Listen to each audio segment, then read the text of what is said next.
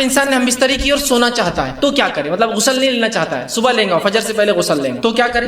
تو یاد رکھیے تو وہ سو جائے، لیکن سونے سے پہلے آپ نے فرمایا کہ وضو کر لے. تو آپ کو ہم بستری کر کے سونا ہے، ٹھیک ہے، ایک بار، اور آپ فجر سے پہلے کرنا چاہتے ہیں تو آپ صرف وضو کر کے سو جائے. اس لیے کہ نسائی کی روایت ہے، حضرت عائشہ رضی اللہ عنہ فرماتی ہیں نبی کریم صلی اللہ علیہ وسلم جو حالت جنابت میں کھانے کا ارادہ کرتے یا سونے کا ارادہ کرتے تو آپ جو اپنی شرمگاہ دھوتے اور نماز کی طرح وضو کرتے. دو کام کرنا، آپ شرمگاہ کو دھونا ہے اور نماز کی طرح وضو کرنا. اس معاملے میں جو طبی فائدے کی چیز ہو سکتی ہے وہ یہ ہے، میڈیکل بینیفٹ یہ ہو سکتا ہے کہ آپ اگر ارادہ کر رہے ہیں سونے کا ہی تو آپ اگر پیشاب کر سکتے ہو تو کر لیں. اس لیے کہ میں نے ایسا پہلے کہا تھا، مرد کی شرمگاہ کے اندر منی نکلنا اور پیشاب نکلنے کا راستہ ایک ہی ہے. ایسا ہو سکتا ہے کہ جب انسان ہم بستری کرے اور منی خارج ہو اور کچھ حصہ رہ جائے تو مختلف قسم کی بیماریاں ہوتی ہیں، تو جس کا سب سے بہترین حل ہے انسان یورینیٹ کر لے، پیشاب کر لے، تو وہ منی مکمل نکل جاتا ہے نالی سے اور وہ نالی جو ہے صاف ہو جاتی ہے. تو بہرحال طبی بینیفٹ یہ ہو سکتا ہے. تو آپ پیشاب کر لیں، وضو کریں، اور آپ سے حدیث ہے کہ آپ شرمگاہ دھوتے، واش کرتے، اس کو دھوتے اور اس کے بعد جو ہے آپ صلی اللہ وضو کر کے سو جاتے. تو آپ میں سے کچھ لوگ یا ہم میں سے کچھ لوگ سونا چاہے تو سو بھی سکتے. یہ غلط فہمی کا ازالہ اس حدیث میں یہ ہے. بہت سے لوگ کہتے ہیں کہ جب تک انسان ہم بستری کر کے غسل نہیں کرے گا وہ حرام کاری میں رہیں گا، وہ لعنت میں رہیں گا اور شیطان اس پہ حاوی ہو جائے گا. کوئی بات نہیں ہے، آپ فجر سے پہلے اٹھ جائیے اور کر لیں، اس میں کافی. اسی طرح ایک سوال جو ہم بستری کیا صرف رات میں کر سکتے، ٹھیک ہے، بہرحال کسی نے ایک سوال کیا جمعہ کی کتنی مدت کے بعد غسل کیا جا سکتا ہے؟ جمعہ کی کتنی مدت کے بعد، اچھا جمعہ کی کتنی مدت کے بعد غسل کیا جا سکتا ہے؟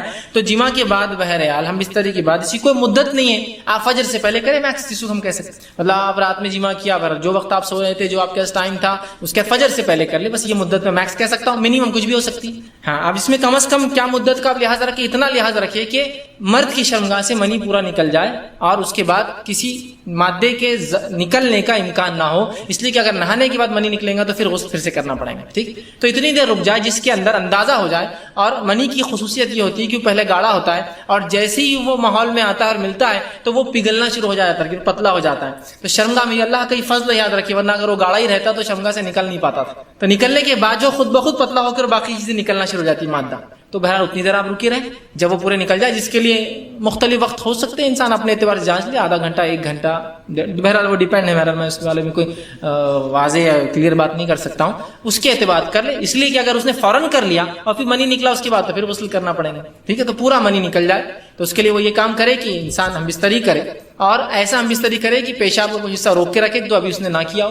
اس کے بعد ہم بستری کر لیں. ہم بستری ہونے کے بعد اگر اس کو جلدی غسل لینا ہے تو اس کے بعد تھوڑی دیر وہ رکا رہے، 15-20 منٹ، جس سے منی پگھل جائے گا. اس کے بعد پیشاب کر لے تو پھر وہ نکلنے کا امکان پورا ہی ختم ہو جاتا ہے منی بعد میں. اس کا غسل کر سکتا ہے، لیکن ویسا نہیں کرے گا تو پھر امکان بڑھ جاتے ہیں کہ منی نکلتا رہے گا بعد میں. تو منی نکلے گا تو غسل نہیں ہوگا. تو رک جاؤ اتنی دیر جتنی دیر میں آپ کو لگتا ہے، اور یہ ڈیپینڈ ہے ہر انسان کی. جیسے کہ بہت سارے لوگ ہیں، بہت سارے ڈاکٹرز کے مشاہدے جس کو بولیں گے، ان کے تجربات جو میرے سامنے آئے ہیں وہ یہ ہے، جو خاص طور سے وی ڈی اسپیشلسٹ ہوتے ہیں، جو اسپیشلی اسکن اسپیشلسٹ ہوتے ہیں، اور اسکن کے ساتھ وہ جنرلی سیکسولوجسٹ بھی ہوتے ہیں، وہ سیکس اسپیشلسٹ بھی ہوتے ہیں. تو جب ان سے کچھ ڈسکشنز ہوئے تو ان سے جو باتیں پتہ چلی کہ اکثر اسکن ڈیزیزز کی وجہ یہ ہوتی ہے کہ لوگوں کو آداب مباشرتی نہیں معلوم ہوتے ہیں. مطلب ان کو یہ پتہ ہی نہیں ہوتا ہے کہ ہم بستری کے آداب ہے، اور اس میں بالخصوص وہ حرام کاریوں میں ملوث ہوتے ہیں. مطلب ایسی جگہ وہ کام کرتے ہیں جو جگہ جائز تھی اس کو حرام جگہ کرتے ہیں، جس کی وجہ سے اکثر بیماریوں کے وہ شکار ہوتے ہیں. جلد کی بیماریوں کی ایک بڑی وجہ صرف انسان کا غلط طریقہ اختیار کرنا ہے. اندازہ لگائیں. اور پھر اس پر وہ حرام کاریاں کر چکے ہوتے ہیں،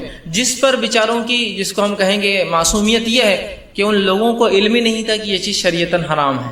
دنیا نے ان کو بتا دی اور وہ اس جس کو کہیں گے اس روش کے اندر بہہ پڑے تو شریعت نے اس چیز کو حرام قرار دیا تھا. تو ان کو یہ نہیں پتا کہ بیوی سے ہم بستری کریں گے تو ادب کیا ہے، کہاں عمل کیا جائے گا، کہاں منع ہے، شریعت نے کہاں حلال قرار دیا، کہاں حرام قرار دیا. ٹھیک ہے، تو یہ لا علمی سے اتنے نقصانات امت بھگت رہی ہے. اور پھر اس کے بعد جہاں ہم یہ کہہ رہے کہ نہیں بڑی شرم اور حیا کی بات ہے، وہیں ہمارے بچوں کو اسکول کے اندر، کالجز میں سیکس ایجوکیشن کے نام پر پتہ نہیں کیا کیا سکھایا جا رہا ہے. وہ تو ہمارے لیے قابل قبول ہے، لیکن یہ قابل قبول نہیں کہ ہم اللہ کی کتاب اور اس کے رسول صلی اللہ علیہ وسلم کی سنت سے کچھ باتیں سیکھیں. یہ ہمارے لیے شرم اور حیا کا معاملہ ہے. وہ قابل قبول ہے کہ کوئی آ کر، چاہے کسی مذہب کا ہو، چاہے کوئی مذہب کو ماننے والا نہ ہو، آ کر ہمارے بچیوں کو یہ سکھائے کہ حیض اور نفاس کے کیا مسائل، اس معاملے میں کیا استعمال کیا جائے گا، کیا نہیں کیا جائے گا سیکس ایجوکیشن کے نام پر. یہ ہم کو قابل قبول ہے کہ کوئی آ کر ہمارے بچوں کو اسکول یا کالج کے اندر یہ سکھائے کانڈوم کیسے استعمال کیا جائے، کیسے نہیں کیا جائے گا. وہ قابل قبول ہے. لیکن اگر کوئی شخص دین کے اعتبار سے کرے تو نہیں، کتنی بڑی بیائی ہے. آپ تو بڑی بیاہی کرتے ہیں، وہاں تو بڑی بیاہی ہوتی ہے، وہ شخص تو بیاہی باتیں کرتا ہے، یہ بات کہنے کو شرماتا نہیں، وہ بات کہنے کو شرماتا نہیں۔ ہاں ذاتی زندگی میں اگر ہم ایک دوسرے سے ایسی باتیں کریں تو ہو سکتا ہے شرم و حیا کا تقاضا ہو، لیکن جب ہم شریعت کے معاملے میں بات کریں، جب ہم دین کے معاملے میں بات کریں، جب ہم سیکھنے اور سکھانے کے بارے میں بات کریں تو یہاں شرم کا تقاضا نہیں ہوتا، یاد رکھیے۔ اگر شرم کا تقاضا ہوتا تو اللہ رب العزت حیض اور نفاس کے مسائل یا حیض کے تعلق سے اور دیگر باتیں اپنی کتاب میں نازل نہ کرتا، اور نبی اکرم صلی اللہ علیہ وسلم طہارت کے مسائل اور دیگر مسائل جو عورتوں سے متعلق اور مردوں سے متعلق ہے کبھی اپنے زبان مبارکہ سے لوگوں کو نہیں سکھاتے، حتیٰ کہ لوگوں نے اتنا تک رسول اکرم صلی اللہ علیہ وسلم سے سیکھا کہ ایک انصاری عورت کا واقعہ آتا ہے، وہ چند انصاری عورت کو لے کر چلی اور کہا اللہ کے رسول صلی اللہ علیہ وسلم سے مجھے کچھ سوال کرنا ہے، تو کہا چل۔ وہ جب چلی گئی اور جا کر نبی اکرم صلی اللہ علیہ وسلم کے سامنے کھڑی ہوئی تو اس کے بعد اس انصاری عورت نے کہا اللہ کے رسول صلی اللہ علیہ وسلم مجھے حیض آتا ہے، میں کیا کروں؟ سوال دیکھیے، تو کہا اللہ کے رسول صلی اللہ علیہ وسلم نے کہا کہ تو کاٹن کا استعمال کر، جیسے کاٹن عربی میں بھی عربی کا ہی لفظ ہے جو انگلش میں استعمال ہوتا ہے، کہا کاٹن استعمال کر، کپاس، روئی۔ تو اس عورت نے دوسرا سوال کیا اللہ کے رسول صلی اللہ علیہ وسلم مجھے حیض اتنا آتا ہے کہ جس کی کوئی انتہا نہیں۔ تو اس کے بازو جو عورتیں آئی تھی انہوں نے اس سے کہا کیا تو ہمیں یہی باتیں کرنے کے لیے رسول اللہ کے سامنے لائی تھی، رسوا کرنے؟ مطلب کیسی بے حیا بے شرم عورت ہے، رسول اکرم صلی اللہ علیہ وسلم سوال کرتی ہے، اور کیا اس بیاہی کے لیے ہمیں لے کر آئی اور اس بازو والی عورتیں ادھر ادھر دیکھنا شروع کر دی، چونکہ انہیں لگا کہ یہ عورت بہت بے شرمی کی سوالات کر رہی تو لہٰذا وہ دیکھنے لگی۔ نبی اکرم صلی اللہ علیہ وسلم نے اس کو دوسرا جواب دیا۔ اس کے بعد اس خاتون نے کہا نہیں مجھے اتنا زیادہ حیض آتا ہے کہ ابل کر آتا ہے، بہت زیادہ۔ دیکھیے اس کا سوال، تو آپ صلی اللہ علیہ وسلم چہرہ پھیر لیا اور اپنی بیوی سے کہا کہ اسے فلاں مسئلے کا حل دے دو، اس لیے کہ آپ تھوڑے وہاں شرما گئے، لیکن خاتون آپ یہ نہیں کہا کہ اس بے شرم عورت کو یہاں سے بھیجو، آپ نے چہرہ پھیرا، اپنی اہلیہ کو بتایا چونکہ آپ پسند نہیں کر رہے سیدھی بات کرنا، اور پھر آپ کی زوجہ نے جو ہے امہات نے جو ہے اس خاتون کو پورا مسئلہ تفصیلی بتا دیا۔ ماں عائشہ رضی اللہ عنہا فرماتی تھی کہ اللہ انصار کی عورتوں پر رحم کرے، یہ کسی سوال کرنے میں اللہ رسول اکرم صلی اللہ علیہ وسلم شرماتی نہیں تھی، اور انہی کی وجہ سے بہت سارے مسائل ہم تک آج پہنچے ہیں، یاد رکھیے۔ بہرحال دوسرا، خود امہات المومنین نے ایسی باتیں ہمیں بیان کی جو باتیں اگر عام اعتبار سے عورتیں ایک دوسرے کو کہیں تو شریعتاً حرام اور بہت بڑا گناہ، ملعون لعنتی ایسا شخص جو ایسی باتیں کہے، لیکن وہ باتیں بھی امہات المومنین نے جو امت کی سب سے پاکیزہ عورتیں جو نبی اکرم صلی اللہ علیہ وسلم کے نکاح میں تھی، اور ہر پاکیزہ مرد کے لیے پاکیزہ عورتیں ہیں تو اس لحاظ سے یہ سب سے پاکیزہ عورتیں تھیں دنیا کی، انہوں نے وہ مسائل ہم تک بیان کیے تاکہ یہ کنفیوژن امت سے دور ہو جائے۔ ایک اہم زندگی کا جو شعبہ ہے، انسانی زندگی کے اہم شعبے کیا ہوتے ہیں؟ ایک کھانا اور پینا۔ انسانی زندگی کے شعبوں کو اگر آپ گن لیں کیا کیا انسان کرتا ہے، ایک کھانا پینا اور رہنا، یہ ایک اہم شعبہ ہے، اور اس کے بعد جنس کی تسکین، سیکس، یہی اس کی زندگی کے شعبے یاد رکھے ہیں کہ انسان کھانے کو اچھا رہے، رہنے کو اس کو اچھا رہے، اور اس کا نکاح ہو جائے، یہی چیزیں ہوتی ہیں انسان، اور اسی کے لیے سب کچھ کرتا ہے، گھر بنانے کے لیے سب کچھ ہوتا ہے، پیٹ پالنے کے لیے سب کچھ ہوتا ہے، اور انسان ایک سکون کی زندگی گزارے جس کو محبت، الفت، انسیت اور جو کچھ الفاظ بہرحال استعمال کر سکتے ہیں آپ، اس کے لیے ہوتا ہے۔ اور کیا ہے دنیا میں کسی چیز، سمجھ رہے ہیں؟ تو کیا اس شعبے کو شریعت نے چھوڑ دیا ہوں اور یہ کہوں گا بھائی جو چاہے من چاہے کرو؟ اور اس کے لا علمی کے ایسے بھیانک نتیجے ہوتے ہیں۔ کچھ واقعات میں چونکہ بہرحال میں بھی جوانی کے دور سے گزرا ہوں اور گزر رہا ہوں، مکمل طور سے بہرحال یہ نہیں کہہ سکتے بوڑھا ہو رہا ہوں، حالانکہ ایک دو بال ہے ابھی داڑھی میں آ گئے اور سر میں کچھ آ چکے ہیں، لیکن پھر بھی بہرحال میں یہ مانتا ہوں کہ 15 سے 35 تک انسان جو ہے جوانی رہتا ہے، اور ہو سکتا ہے شاید میری عمر سے میں اس کو بڑھاتے رہوں اس جوانی کے مرحلے کو، لیکن بہرحال تو کچھ باتیں ایسی ذہن میں آتی تھی، کچھ باتیں لوگوں نے ایسی کی اور کچھ حرکات لوگوں نے اپنے نکاح کے بعد ایسے کر لی جو سوالات مجھ تک آئے، تو بڑا افسوس ہوا، کاش کہ اس کو اگر یہ چیز پتا ہوتی تو شاید آج اتنی بڑی غلطی سے یہ بچ جاتا۔ مطلب غیر معمولی حرکات، غیر معمولی چیزیں جو لا علمی کی وجہ سے اس حد تک ہو گئی کہ کچھ لوگوں نے کچھ اوزار اپنے ساتھ رکھ لی جب ان کا نکاح ہوا، اس لیے کسی نے بتا دیا کہ بہت خطرناک معاملہ رہتا اور اس کے لیے اوزار استعمال کرنا پڑتا۔ سبحان اللہ، اندازہ لگائیے اگر وہ کچھ کر گزرتے تو کیا کچھ نقصان نہیں پہنچاتے تھے اپنے فریق جنس کو، اپنی بیوی کو، اپنے اپوننٹ کو، چونکہ لا علمی پتہ ہی نہیں۔ اور اگر کوئی بیان کرے تو کتنی بے شرمی کی بات ہے، اگر ہم فلمیں دیکھیں، ٹی وی دیکھیں، اس پہ جو کچھ دیکھیں وہ کوئی بے شرمی بیائی نہیں، لیکن ہاں کوئی بیان کرے نہیں، کتنی بے شرمی بیائی۔ اگر آپ کپڑے لباس گندا پہنے، اوچھا پہنے، غلیظ پہنے، اور اگر کوئی کہے کتنا غلیظ تو آپ کو کتنی گندی نظر ہے آپ کی، مطلب پہننے والا اپنے آپ کو خراب نہیں کر رہا ہے، بولنے والا جو تاکید کر رہا ہے کہ بھائی لباس خراب ہے، تمہاری نظر گندی ہے، کیوں دیکھ رہے تمہاری طرف؟ تو دنیا آج الٹی ہو چکی ہے۔ اگر اسکول کالج میں کوئی سیکس ایجوکیشن کے نام پہ پڑھا ہے تو وہ بڑی خوشی کی بات ہے، لیکن اگر کوئی سنت مطہرہ سے بتائے تو یار یہ بے شرمی کی بات ہے۔ تو اس چیزوں کو چھوڑ کر ہمیں شرم و حیا کے تقاضے کو سیکھنے اور سکھانے کے حد تک تھوڑا سا بازو رکھ کر ہمیں اس بات کو سنجیدگی سے لے کر سیکھنا ہوگا، اور یہ مسائل انتہائی جاننا ضروری ہے۔ میں نے پچھلے ہفتوں میں طہارت کے مسائل 4 ویک میں ایک پورا مہینہ میں نے لیے تھے، جس سے مکمل طور سے میں نے تفصیلات لی۔ ایک شعبہ بہرحال طہارت کا پھر باقی رہ گیا تھا، بہت سے لوگوں نے ڈیمانڈ کیا، بہت سے لوگ انٹرنیٹ کے ذریعے چاہتے تھے کہ عنوان میں رکھوں، اس لیے کہ بہت سارے عنوان میرے فیملی پلاننگ، نکاح اور اس پہ آ چکے ہیں، تاکہ ایک پورا سیکشن مکمل ہو جائے، سنت نکاح، آداب مباشرت، ٹھیک ہے، اس کے بعد اولاد کی تربیت اور اولاد کے حقوق پوری ترتیب میں آ رہے ہیں، اور ایک عنوان بہرحال انشاءاللہ باقی ہے جو میں انشاءاللہ رمضان میں رکھوں گا، وہ ہے طلاق کے مسائل، تاکہ یہ پورا نکاح کا پورا سیکشن جو ہے ایک کے بعد دیگر پورا مکمل ہو جائے۔ تو بہرحال آج میں آپ کے سامنے کچھ باتیں رکھنے کی کوشش کروں گا، تو اس بات کو آپ ذہن میں رکھیے کہ شرم اور حیا بالکل ہونا چاہیے کہ انسان کے اندر عام اعتبار سے ہم یہ باتیں ڈسکس نہ کریں، لیکن جب سیکھنے اور سکھانے کا مرحلہ ہوتا ہے تو یہ بہرحال ضرورتیں ہوتی ہے، اور یہ کوئی نئی بات نہیں ہے۔ آپ اگر اپنے بچوں کو اسکول میں پڑھاتے ہیں تو میں سمجھتا ہوں 11ویں میں آتے ریپروڈکٹیو سسٹم بول کے ایک پورا چیپٹر ان کو بایولوجی کے اندر ہوتا ہے، وہاں تو آپ کچھ نہیں کہتے، بچہ آپ کے سامنے تصویر لے کر بیٹھا ہے، پڑھتے بیٹھا بولتے تعلیم حاصل کر رہا ہے، علم حاصل کر رہا ہے نا، تو جب وہاں کر رہا ہے تو دین اور شریعت بھی تو آپ کو بہت ساری باتوں میں تعلیم کرتی ہے، اور نبی اکرم صلی اللہ علیہ وسلم انسانیت کے لیے بھیجے گئے سب سے بڑے معلم تھے، یاد رکھیے، ٹھیک ہے، تو ان سے سیکھنا ہمیں ہر چیز، زندگی ہر شعبہ۔ اور رسول اکرم صلی اللہ علیہ وسلم کے تعلق سے قرآن نے بیان کیا کہ ہم نے آپ کو لقد کان فی رسول اللہ اسوۃ الحسنہ، کہ ہم نے نبی صلی اللہ علیہ وسلم میں تم لوگوں کے لیے مسلمانوں بہترین نمونہ چھوڑا ہے۔ تو آئیے اس نمونے سے ہم تمام باتیں جو دیکھنے کی کوشش کرتے ہیں۔ میں نے خطبے کے اندر ایک آیت آپ کے سامنے تلاوت کی جو سورہ روم سورہ نمبر 30 کی آیت نمبر 21 تھی، جس میں اللہ رب العزت نے فرمایا اور کہا وَمِنْ آیَاتِهِ أَنْ خَلَقَ لَكُم مِّنْ أَنفُسِكُمْ أَزْوَاجًا، کہ اللہ کی نشانیوں میں سے ایک نشانی ہے کہ ہم نے تمہیں میں سے تمہارے جنس کو پیدا کیا، تمہیں میں سے تمہارے جنس کو مطلب آدم سے ہم نے حوا کو پیدا کیا۔ پھر آگے فرمایا انفسکم ازواجا، تمہیں میں سے تمہارے جنس کو پیدا کیا، جم لتسکنوا الیہا، تاکہ تم اس کے ذریعے سکون حاصل کر سکو۔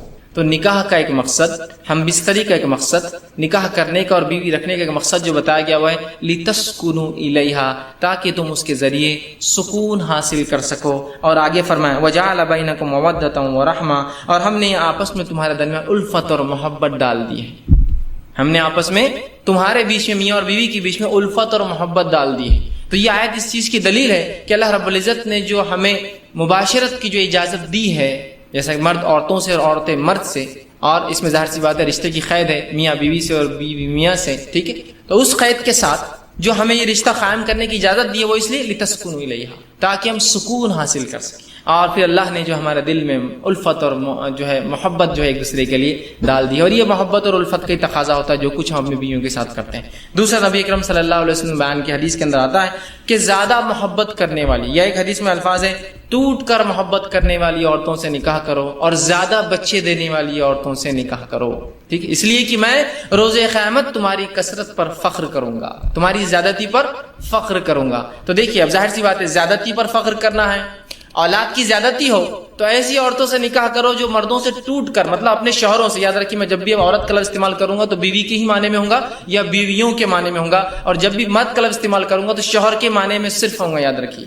ٹھیک، ورنہ آپ اس کو مس انٹرپریٹ مت کیجیے کہ مرد اور عورت کی بات فیض بھائی کر رہے تھے، میں میاں اور بیوی یہاں مراد ہے، لیکن ہر بار مشکل ہے کہ میں ہر جگہ تو مرد عورت صرف جنس بتانے کے لیے، فرق کرنے کے لیے بیان کر رہا ہوں، ٹھیک۔ تو یہاں جو ہے آپ نے فرمایا کہ ٹوٹ کر محبت کرنے والی عورتوں سے نکاح کرو، ظاہر سی بات ہے ٹوٹ کر محبت کریں گی تو ظاہر سی بات ہے اولاد کی زیادتی بھی ہوگی، ٹھیک، اور زیادہ بچے دینے والی عورتوں سے نکاح کرو۔ اب کوئی آدمی سوچ سکتا ہے یہ کیسے پتا چلے گا کون سی عورت زیادہ بچے دیں گی، لاجیکل کوشچن ہے۔ تو محدثین لکھتے ہیں اس کے خاندان کو دیکھا جائے کتنے زیادہ بچے ہیں، چچاؤں کے کتنے بچے ہیں، والد کو کتنے، خود بہن بھائی کتنے ہیں، ماموں کتنے بچے، سمجھ، اس سے پتہ چل جاتا ہے خاندان کا ٹرینڈ کیا ہے، یہ بچے چاہتے ہیں۔ کچھ خاندان ہوتے ہیں نا سوفسٹیکیٹڈ فیملیز، آپ کو دیکھ کر پتہ چل جائے گا، جس سے آپ نکاح طے کر رہے ایک ہی بھائی، ان کے چچاؤں کتنے، 2 چچاؤں کو ملا کے صرف ایک کو تو اولاد ہی نہیں ہے اور ایک نے کی نہیں پیدا اور ایک کو ایک ہے، دوسرے کیا تو خاندان نے پورے ملا کر کل 2 4 5 بچے آپ کو نکل رہے ہیں۔ ایک خاندان کا آپ کو رشتہ ہے، کتنے بہن بھائی ہیں، 12، ماشاءاللہ، اور چچا کا تو کیا پوچھنا 18، اور ماموں کیا، ماموں کو 15 20، ماشاءاللہ۔ تو اب آپ کو اندازہ ہو گیا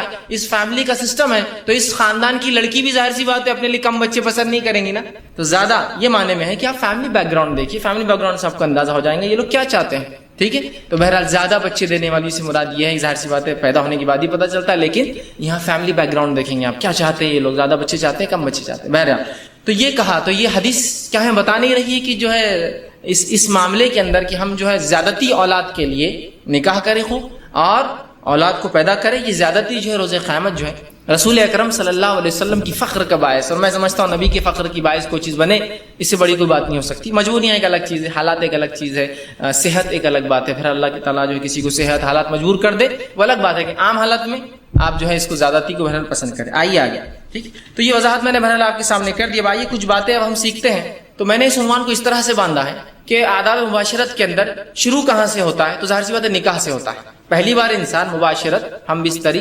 سیکس کب کرتا ہے؟ جب اس کی شادی ہوتی ہے۔ تو میں نے عنوان کو ایسا باندھا کہ شادی کا دن، ٹھیک، شادی کی رات، اور اس کے بعد عام لوگوں کے لیے، ٹھیک، پہلے مخصوص پہلی بار جب انسان یہ عمل کرتا ہے اس کو میں نے لیا، جب ایک بار عمل کے بعد جو بار بار کرتا ہے اس کو سیکنڈ اس میں نے باندھا۔ تو کچھ حصے میرے عنوان کی شروعاتی ایسے ہوں گے جو صرف میاں بیوی کے لیے مطلب فرسٹ ٹائم نکاح سے متعلق ہے، اور کچھ باتیں ایسی ہوں گی جو پھر کامن ہوں گی، جیسا کہ انسان پہلی بار مباشرت شادی کی بات کرتا ہے، اس کے بعد کامن ہو جاتا ہے، اس کے بعد اس کی بیوی ہے یا بیویاں ہیں ان کے ساتھ رہتا ہے۔ تو میں نے اسی انداز میں اس کو باندھا، اور اس کے بعد کچھ غلط فہمیاں بھی جو آئیں گی بیچ میں انشاءاللہ ایک عنوان سے ایک وضاحت بول کر غلط فہمیوں کا ازالہ کرتا ہوا چلوں گا۔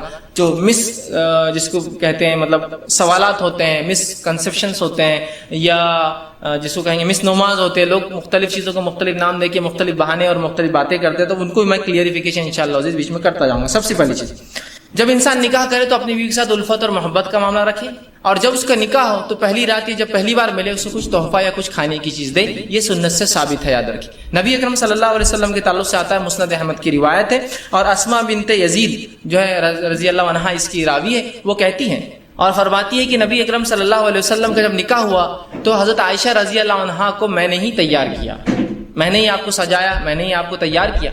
جب میں نے آپ کو تیار کیا اور اس کے بعد یہ کہلوا بھیجا نبی اکرم صلی اللہ علیہ وسلم کو کہ عائشہ تیار ہے، نبی اکرم صلی اللہ علیہ وسلم ان کے پاس آئے، آپ کو ایک دودھ کا پیالہ دیا گیا، رسول اکرم صلی اللہ علیہ وسلم نے اس دودھ کے پیالے سے دودھ پیا، اور پھر اس پیالے کو عائشہ کی طرف بڑھا دیا رضی اللہ عنہا۔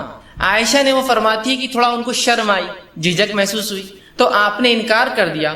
اسماء کہتی ہے کہ میں نے غصہ کیا اور انہیں ڈانٹا اور کہا رسول اللہ دے رہے ہیں نا، پھر تم کیوں نہیں لے رہی؟ تو انہوں نے اس کو لیا اور تھوڑا سا پی لیا۔ اس کے بعد رسول اکرم صلی اللہ علیہ وسلم نے فرمایا تم لوگ بھی پیو، اور بھی عورتیں بیٹھی تھی، چونکہ عائشہ رضی اللہ عورتوں میں تھی اور ظاہر سی بات ہے وہ عورتیں پردے میں تھی، تو کہا تم عورتیں بھی پیو، ٹھیک ہے۔ تو انہوں نے کہا اللہ کے رسول صلی اللہ علیہ وسلم آپ پہلے پی لے زیادہ بہتر ہوگا۔ پھر رسول اللہ نے دوسری بار پھر پیا، اس کو پی کر جو آپ نے پھر عورت جو اسماء رضی اللہ عنہا کو دیا۔ وہ کہتی ہے کہ میں نے وہ گلاس لیا اور اس کو میں پلٹانے لگی، گھمانے لگی، تاکہ میں بھی وہیں ہونٹ لگاؤں جہاں رسول اکرم صلی اللہ علیہ وسلم نے ہونٹ لگایا تھا۔ اسے پتہ چلا کہ صحابہ کے ساتھ ساتھ صحابیات بھی کتنا محبت رسول اکرم صلی اللہ علیہ وسلم سے کرتی تھی۔ یہ محبت کا تقاضا ہے، جس سے آپ محبت کرتے ہیں اس کی ہر چیز کو آپ پسند کریں، جہاں سے آپ نے پیا وہاں سے پینا بند۔ تو وہ کہتی ہے میں خاموشی سے لوگ نہ دیکھے گھما رہی تھی تاکہ وہاں سے پیوں جہاں سے رسول اکرم صلی اللہ علیہ وسلم نے پیا۔ اس کے بعد جب میں پی چکی تو رسول اللہ نے دوسری عورتوں سے کہا تم بھی پی لو۔ عورتوں نے شرما کر کہا کہ اللہ کے رسول نہیں تو آپ نے کہا کہ دیکھو دو چیزیں ایک ساتھ نہیں ہو سکتی، بھوک اور جھوٹ۔ پی لو، مطلب کیوں شرما رہی ہو؟ پی لو، تم کو بھوک ہے میں جانتا ہوں، لیکن تم جھوٹ بول رہی ہو تکلف میں کہ نہیں ہم نے پی لیا۔ کہا پی لو، اور پھر عورتوں نے بھی پی لیا۔ سمجھ رہا؟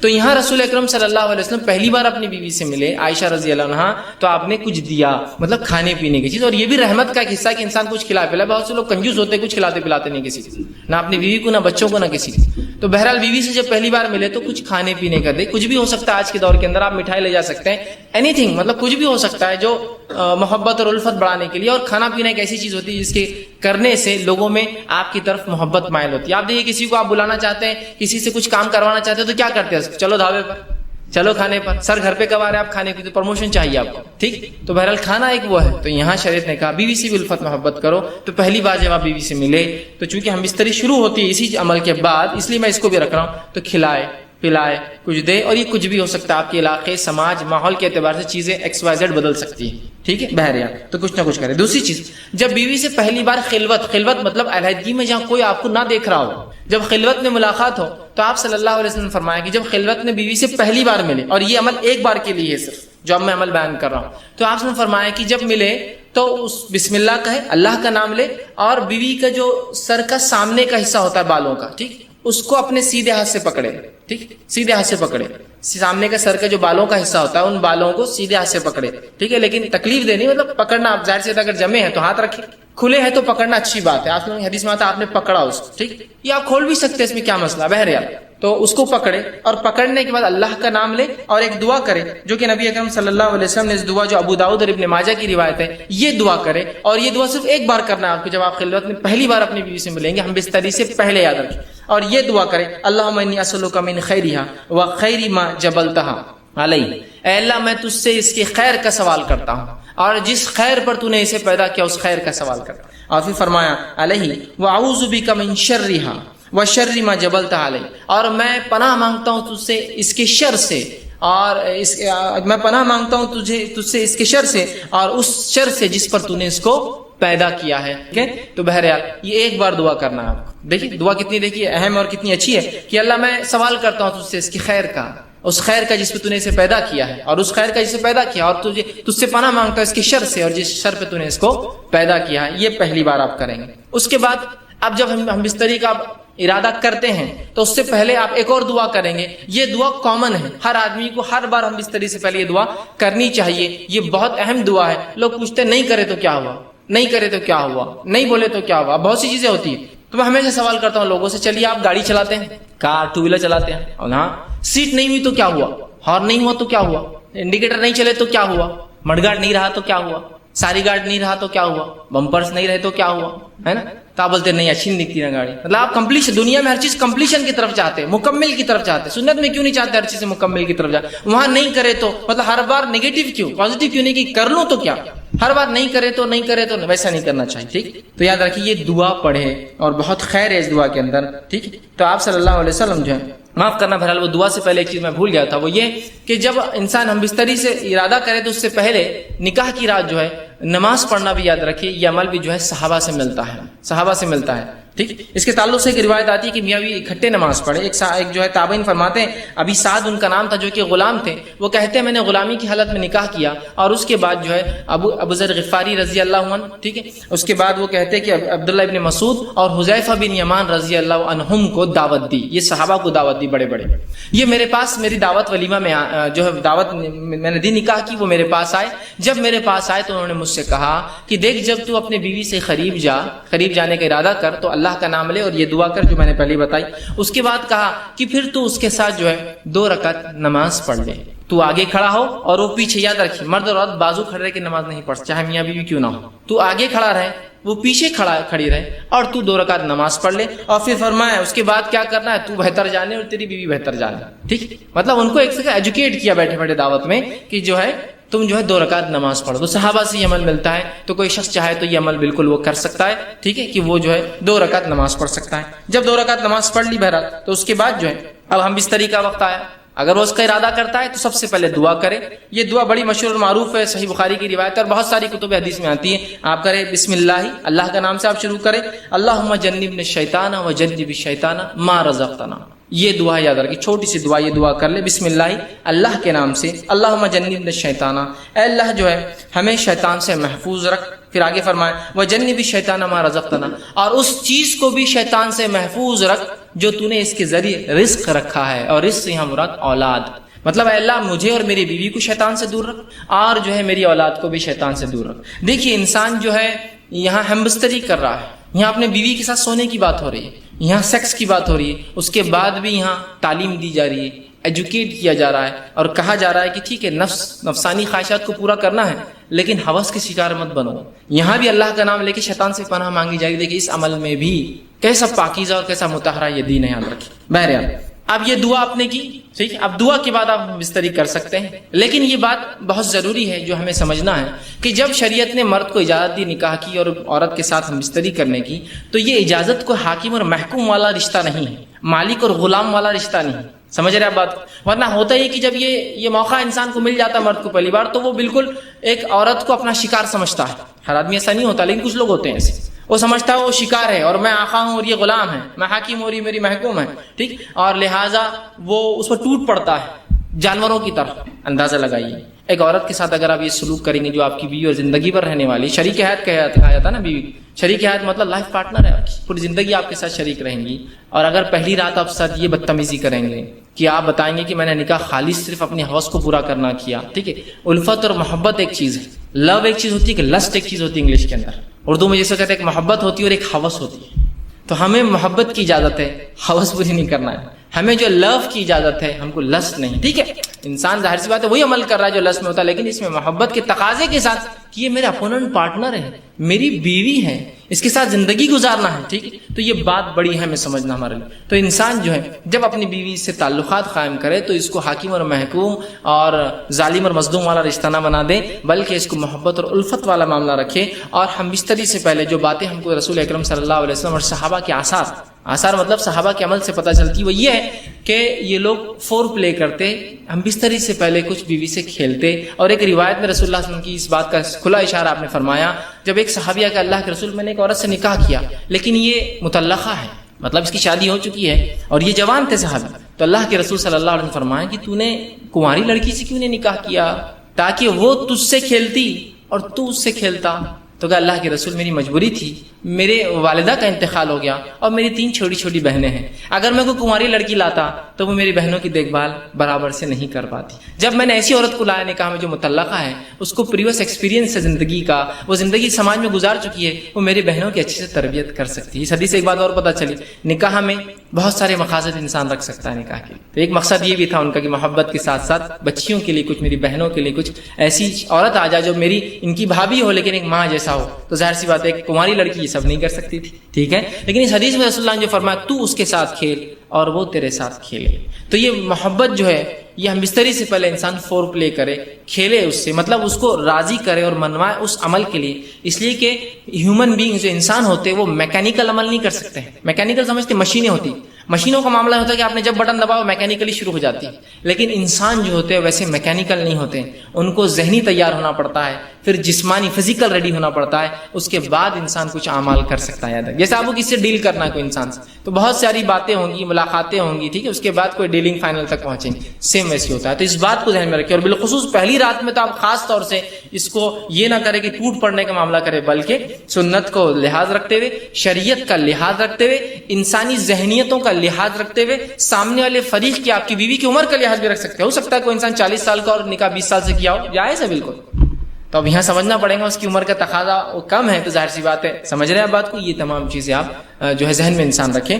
تو فور پلے جس کو ہم کہتے ہیں کہ ہم بستری سے پہلے کچھ ایسی چیزیں جس سے انسان اس عمل کی طرف راغب ہو جو عمل اس کو اب کرنا ہے، جو کہ اللہ نے اس کے اوپر جائز قرار دیا، وہ مباح ہے اس کے لیے کرنا، حلال ہے اس کے لیے کرنا، جس سے اپنے آپ کو تسکین دے سکتا، سکون حاصل اور اطمینان حاصل کر سکتا. سمجھ رہے ہیں بات. تو فور پلے کی بڑی اہمیت ہے. اس کے اندر مختلف چیزیں ہو سکتی ہیں، انشاءاللہ آگے آئیں گا تو اس میں کچھ نہ کچھ پوائنٹس اس کے ڈسکس کرتا جاؤں گا. ٹھیک، تو فور پلے ہوں گا اس سے پہلے کہ انسان تیار کرے اپنے فریق کو. دوسری چیز یہ کہ دونوں کا اس عمل کے لیے راضی ہونا ضروری ہے. ہم اس طریقے دونوں کا اس عمل کے لیے راضی ہونا ضروری، یاد رکھیے، اس لیے کہ یہ کوئی ون سائڈ معاملہ نہیں. اور مرد کے راضی ہونا یہ بالکل واضح ہوتا ہے، لیکن عورت راضی ہے نہیں راضی ہے یہ واضح نہیں ہوتا ہے. مرد اس عمل کے لیے راضی ہے، وہ ظاہر ہے، اس کی جسمانی کیفیت اور اس کا جسمانی کیفیت اس کی اشارہ کر دیتی ہے کہ مرد تو راضی ہے اس عمل کے لیے، لیکن ظاہر سی بات ہے عورت کے اندر ایسی کوئی چیز نہیں ہے جس سے پتہ چل سکے کہ اس عمل کے لیے وہ راضی ہے. بات سمجھ رہے ہیں آپ میری؟ ٹھیک. تو ظاہر سی بات ہے دونوں کی رضامندی ضروری ہے. تو مرد راضی ہے عورت سمجھ سکتی ہے، لیکن عورت راضی ہے مرد سمجھ نہیں سکتا اس کے ظاہر سی بات جسمانی اعتبار سے.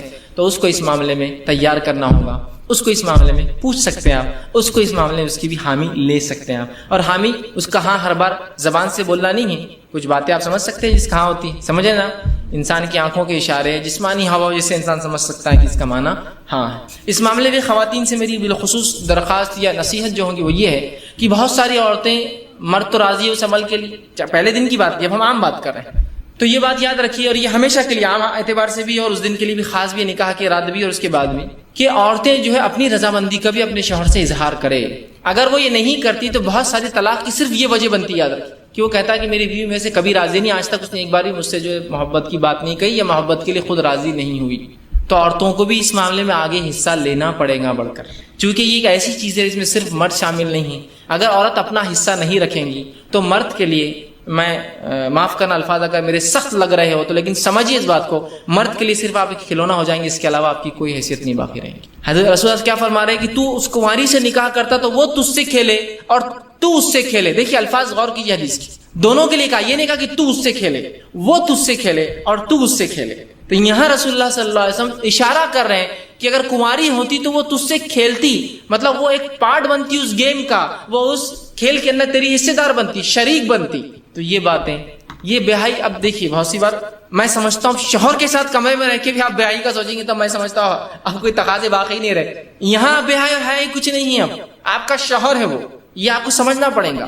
ٹھیک ہے، تو یہاں عورتیں اپنی رضامندی کا اظہار کریں جو مختلف طریقوں سے وہ کر سکتی ہے. یاد رکھیے مختلف طریقوں سے کر سکتی. جب یہ عورتیں اس میں لیک کر جاتی ہیں، کمزور پڑ جاتی ہیں، تو مرد کو ایسی عورتیں پسند آ جاتی ہیں جو اس طرف اشارے کرتی ہیں اور مائل کرتی ہیں. جو بری عورتیں ہوتی ہیں، جو فحاشائیں ہوتی ہیں، وہ اپنی رضامندی کا کنٹینیوس اظہار کرتے رہتی ہیں. تو جب عورتیں ہیں جن کے لیے جائز اپنے شوہر سے جو کام کرنا، تو کیوں نہیں وہ اپنے اظہار کرتی، کیوں نہیں بتا رہی ہو؟ چونکہ مرد ترازی ہے، تیار ہے، اس کے جسمانی کیفیت سے پتہ چل جاتا ہے. عورت کو کیسے پتا چلیں گے جب تک کہ آپ نہیں بتائیں گے. اور اس میں کوئی حیا اور بیاہی کا تقاضا نہیں. یاد رکھیے یہ آپ کی محبت اور الفت ہے، اور اس کو کہیں گے محبت کی سب سے اونچائی. یاد رکھیے جو میاں اور بیوی کے بیچ میں ہوتی ہے. تو آپ بھی اپنی رضامندی کا ضرور جو اپنے شوہر سے اظہار کریں.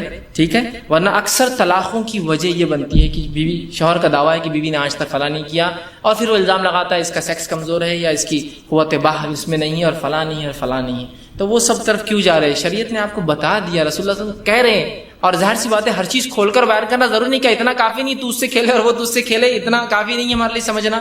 کیا اور وضاحت چاہتے ہیں آپ؟ پوری چیز کا پورا پکچر دکھانا چاہتے ہیں؟ کیا یہ بتائے تو ہم کو سمجھ میں آئیں گے؟ نہیں، اشارہ کافی ہوتا ہے. اور مومن کے لیے تو اشارے بہت زیادہ کافی ہوتے ہیں. عقل مند کو اشارہ کافی ہوتا ہے. لوگ کہتے ہیں، میں کہتا ہوں ہر مومن عقل مند ہوتا ہے، اور اس کو اپنے نبی اور شریعت کے ہر اشارے کافی ہو جاتے ہیں، وہ سمجھ جاتا ہے باقی کیا ہے. تو عورتوں کو بھی اشارہ ہے اس حدیث کے اندر. بہرحال آگے بڑھیے. اب انسان جو ہے جمع کیسے کرے، یہ تو پہلے کا ہوا، اور کچھ باتیں نکاح کے لیے خاص اور کچھ عام تھی. اب نکاح کی رات بھی ہو سکتی ہے اس میں انوالو، اور ادر زندگی کا اور حصہ جہاں میاں بیوی ہم بستری کرنا چاہتے. اب جمع کیسے کرے؟ جمع سے مراد، جب میں الفاظ کہہ رہا ہوں تو شرمگاہ کا جمع ہونا اور ملنا اس سے مراد ہے میرا. یاد رکھیے ٹھیک ہے کہ انسان اس کا اب جمع کیسے کرے.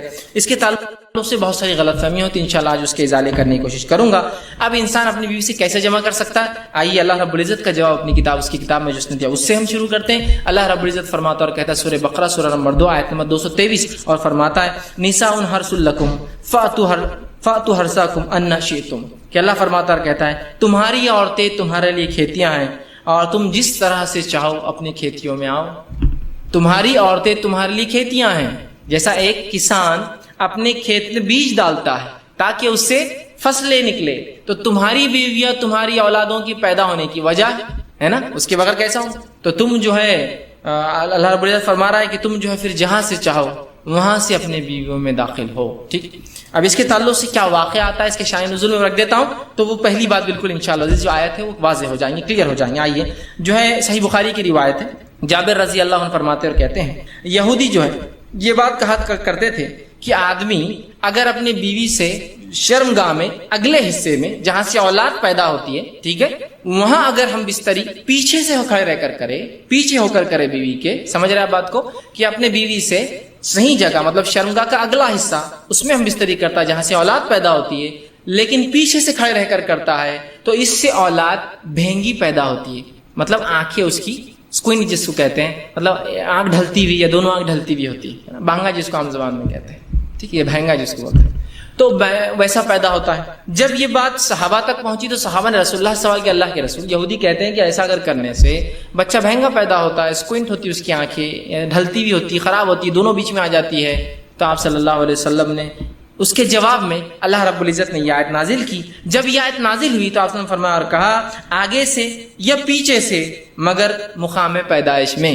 آپ نے کیا کہا؟ آگے سے یا پیچھے سے لیکن مقام پیدائش میں. سمجھ رہے آپ؟ مطلب جہاں سے اولاد پیدا ہوتی ہے وہیں انسان کر سکتا ہے، اس کے علاوہ کرنا حرام ہے. انشاءاللہ اس کی تفصیلات آگے رکھوں گا کیا حرام ہے اس معاملے میں. ٹھیک ہے، تو چاہے انسان آگے سے ہو پیچھے سے ہو لیکن مقام پیدائش میں. آئیے دوسری روایت، عبداللہ ابن عباس رضی اللہ عنہ فرماتے ہیں، یہ ابو داؤد کی روایت، آپ نے فرمایا تھوڑی طویل روایت ہے لیکن بہت ساری باتیں علم کی اس میں آ رہی ہے اس روایت کے اندر، بالخصوص اس مسئلے کے تعلق سے.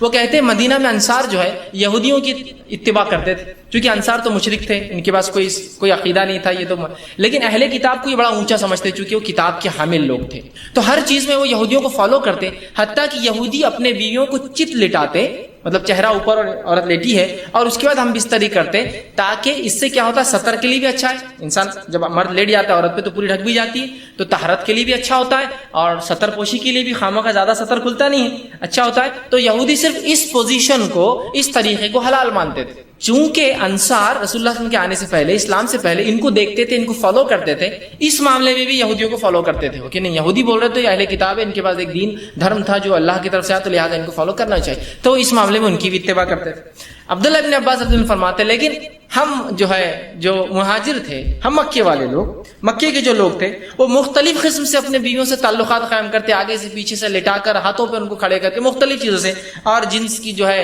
ہم بستری کی لذتیں اٹھایا کرتے تھے۔ لیکن جب مہاجر مدینہ پہنچے اور انصاریوں سے نکاح شروع کیا، اور جب ایک مہاجر نے ایک انصاری عورت سے نکاح کیا، اور نکاح کرنے کے بعد جیسا ان کا طریقہ تھا کہ وہ مختلف انداز سے، مختلف طریقوں سے صحیح جگہ ہم بستری کرتے، مطلب شرمگاہ میں اگلے حصے میں کرتے، جب اس نے ڈیمانڈ کیا اس شخص نے، تو اس انصاریہ نے کہا ہم تو صرف ایک طریقہ اپناتے، اس عورت نے، وہ بھی صحابیہ تھی، وہ ہے چت لیٹنا اور تم اوپر سے رہو۔ اس نے کہا ایسا کیوں؟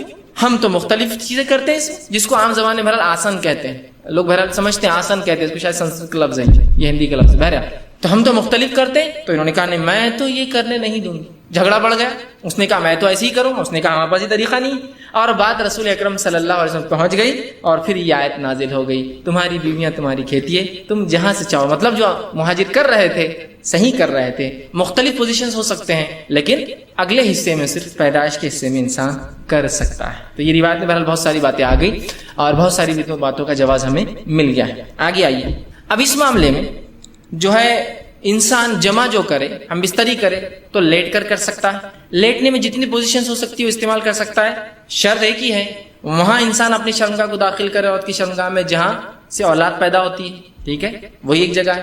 دوسرا بیٹھ کر سکتا ہے، جتنی پوزیشنز ہو سکتی ہے اس کے لیے، شریعت نے اس سے کوئی ممانعت کا اظہار نہیں کیا، لیکن سب سے بہترین پوزیشن اولاد کی پیدائش میں اور اس میں سازگار ہونے میں وہی ہے جو عورت کو لٹا کر کرے، اس لیے کہ اس میں سیدھا مرد کی شرمگاہ اوپر سے ہوتی ہے، اور اولاد کی پیدائش کے چانسز زیادہ ہوتے ہیں اس معاملے میں، بہرحال ٹھیک۔ اس کے بعد بیٹھ کر جتنے طریقے ہو سکتے ہیں، جتنی پوزیشنز ہو سکتی ہے، جس میں میں جو بتا رہا ہوں بات آپ سمجھ رہے ہیں کہ شرمگاہ مرد کی عورت سے ملے اور سامنے کے حصے میں آپ کے لیے جائز ہے۔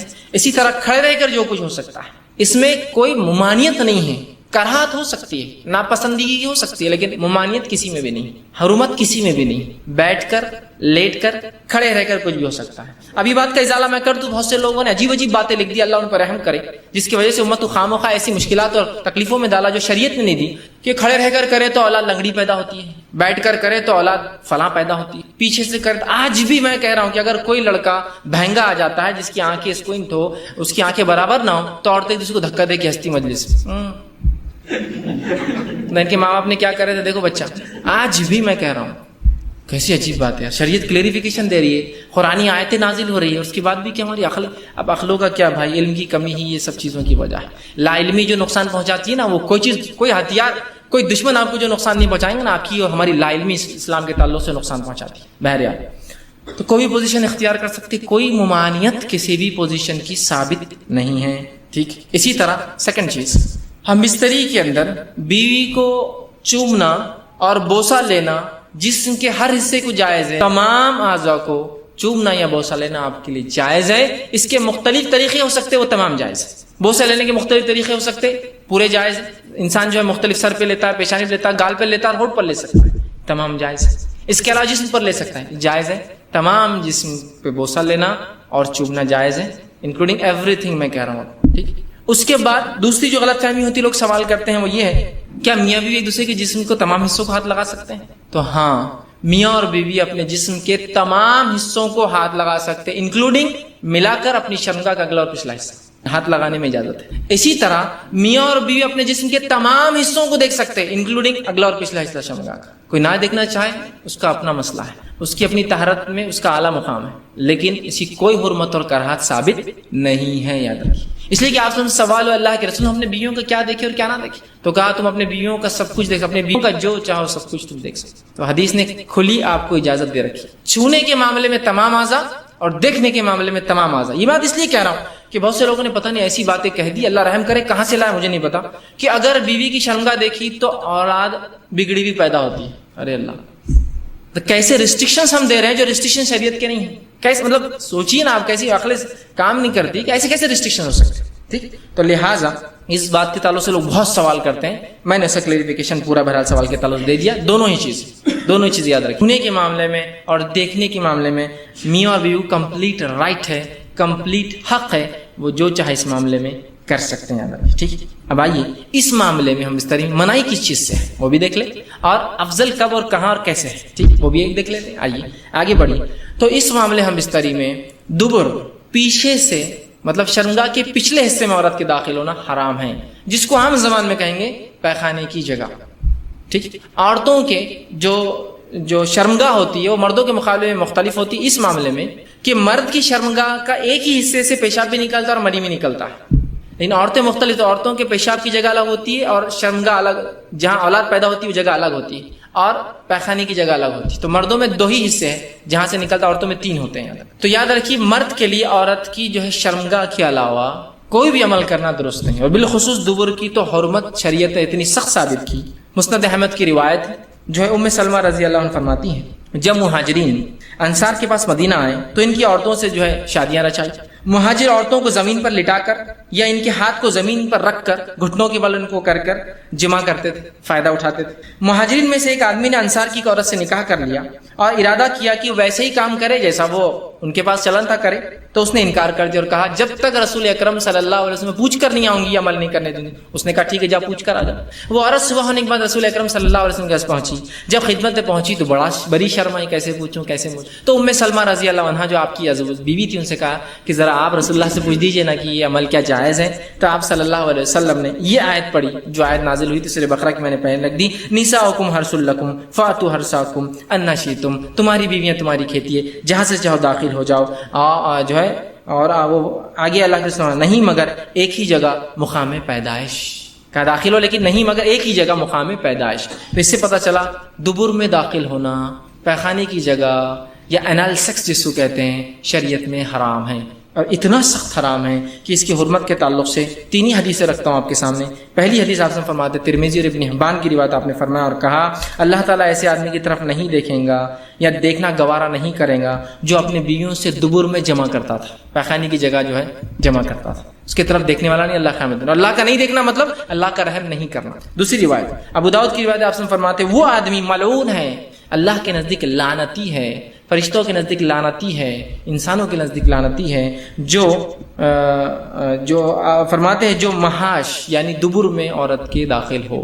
دوسری روایت. تیسری روایت بہت سخت ہے, آپ سے فرماتے ہیں نسائی کی روایت, آپ نے فرمایا جس آدمی نے حائضہ عورت سے ہم بستری کی, جس آدمی نے اپنے بیوی سے دبر میں دخل کیا, اور جس آدمی نے یا عورت نے جو ہے کسی کاہن کے پاس جایا, نجومی کے پاس گیا اور اس کی بات کی تصدیق کی, ہاں یہ تو صحیح کہہ رہا ہے, اس نے اس چیز کا انکار کیا جو محمد پر نازل ہوئی ہے, مطلب وہ شریعت کا منکر ہے, وہ کافر ہے. اب لا علمی میں سمجھتا ہوں کتنے لوگ یہ گناہ کر چکے ہیں اپنی زندگی. لوگوں کو لگتا ہے یہ تو کوئی بات ہی نہیں, روٹین آف لائف ہے. ٹھیک, لا علمی کتنی خطرناک ہو سکتی, سمجھ رہے آپ, کہ اس نے اس چیز کا انکار کیا جو محمد پر نازل ہوئی. وہ منکر شریعت ہے, وہ اسلام کا منکر آدمی ہے جو دبر میں داخل ہوتا ہے. ہم کو معمولی لگتا ہے, شریعت کے نزدیک بہت سنگین جرم, تو علم بہت ضروری ہے ہر معاملے میں. بہرحال ٹھیک, تو یہ تینوں روایت بہرحال اس چیز کی وضاحت کر رہی تھی کہ تحریم دبر ہے. اب آئیے کچھ باتیں وضاحت کے طور پر جو سوالات مجھ سے کیے گئے تھے بیچ میں رکھتا ہوا چل رہا ہوں. میں نے کہا تھا ہر بار میں وضاحت کرتے رہوں گا, پوائنٹس ایڈ کرتے رہوں گا. پہلی چیز تو یہ کہ ایک سوال جو بار بار آتا ہے وہ یہ جو مجھ سے بہت سے لوگ کرتے ہیں نکاح سے پہلے, اکثر مجھے ای میل آتے ہیں, فون کالس آتے ہیں. بہرحال یہ میں کسی کا نام نہیں بتا رہا ہوں, لیکن ایک جنرل سینس میں اور لوگوں کے فائدے کے لیے باتیں بیان کر رہا ہوں میں. تو کوئی یہ نہ سمجھے کہ یار میں نے کیا تھا سوال, ایسا نہیں ہے. آپ کا مجھ سے ہزاروں لوگ سوال کرتے ہیں, ہزاروں ای میل آتے ہیں, ہزاروں کال آتے ہیں, تو آپ اپنے اوپر ہی مت لیں اس کو. کامن کوشچنس ہوتے ہیں, ہزاروں لوگ ایک جیسے سوال بھی کرتے ہیں. تو ان سوالات کو میں نے جمع کیا تاکہ وضاحت ہو جائے, چونکہ آپ لوگ بھی سنتے ہیں انٹرنیٹ کے ذریعے, پتہ نہیں کتنے ہزار لوگ اس کو اور سنیں گے, وہ فائدہ اٹھا سکتے ہیں. ایک چیز یہ ہوتی ہے کہ میری شرمگاہ بہت چھوٹی ہے, کیا میرا نکاح درست ہے؟ ایک کامن کوشچن ہوتا ہے جو لوگ کرتے ہیں. تو میں جنرلی ان کو آسک کرتا ہوں تمہیں پتا کیسا چلا تمہاری شرمگاہ چھوٹی ہے؟ Who said you, who told you, کس نے بولا تم؟ دیکھیے اگر کوئی کہے میری گاڑی چھوٹی ہے اسی گاڑی سے, تو آپ کو کیسا پتا چلا آپ کی گاڑی چھوٹی اسی گاڑی, جب تک آپ نے اسی گاڑی نہیں دیکھی.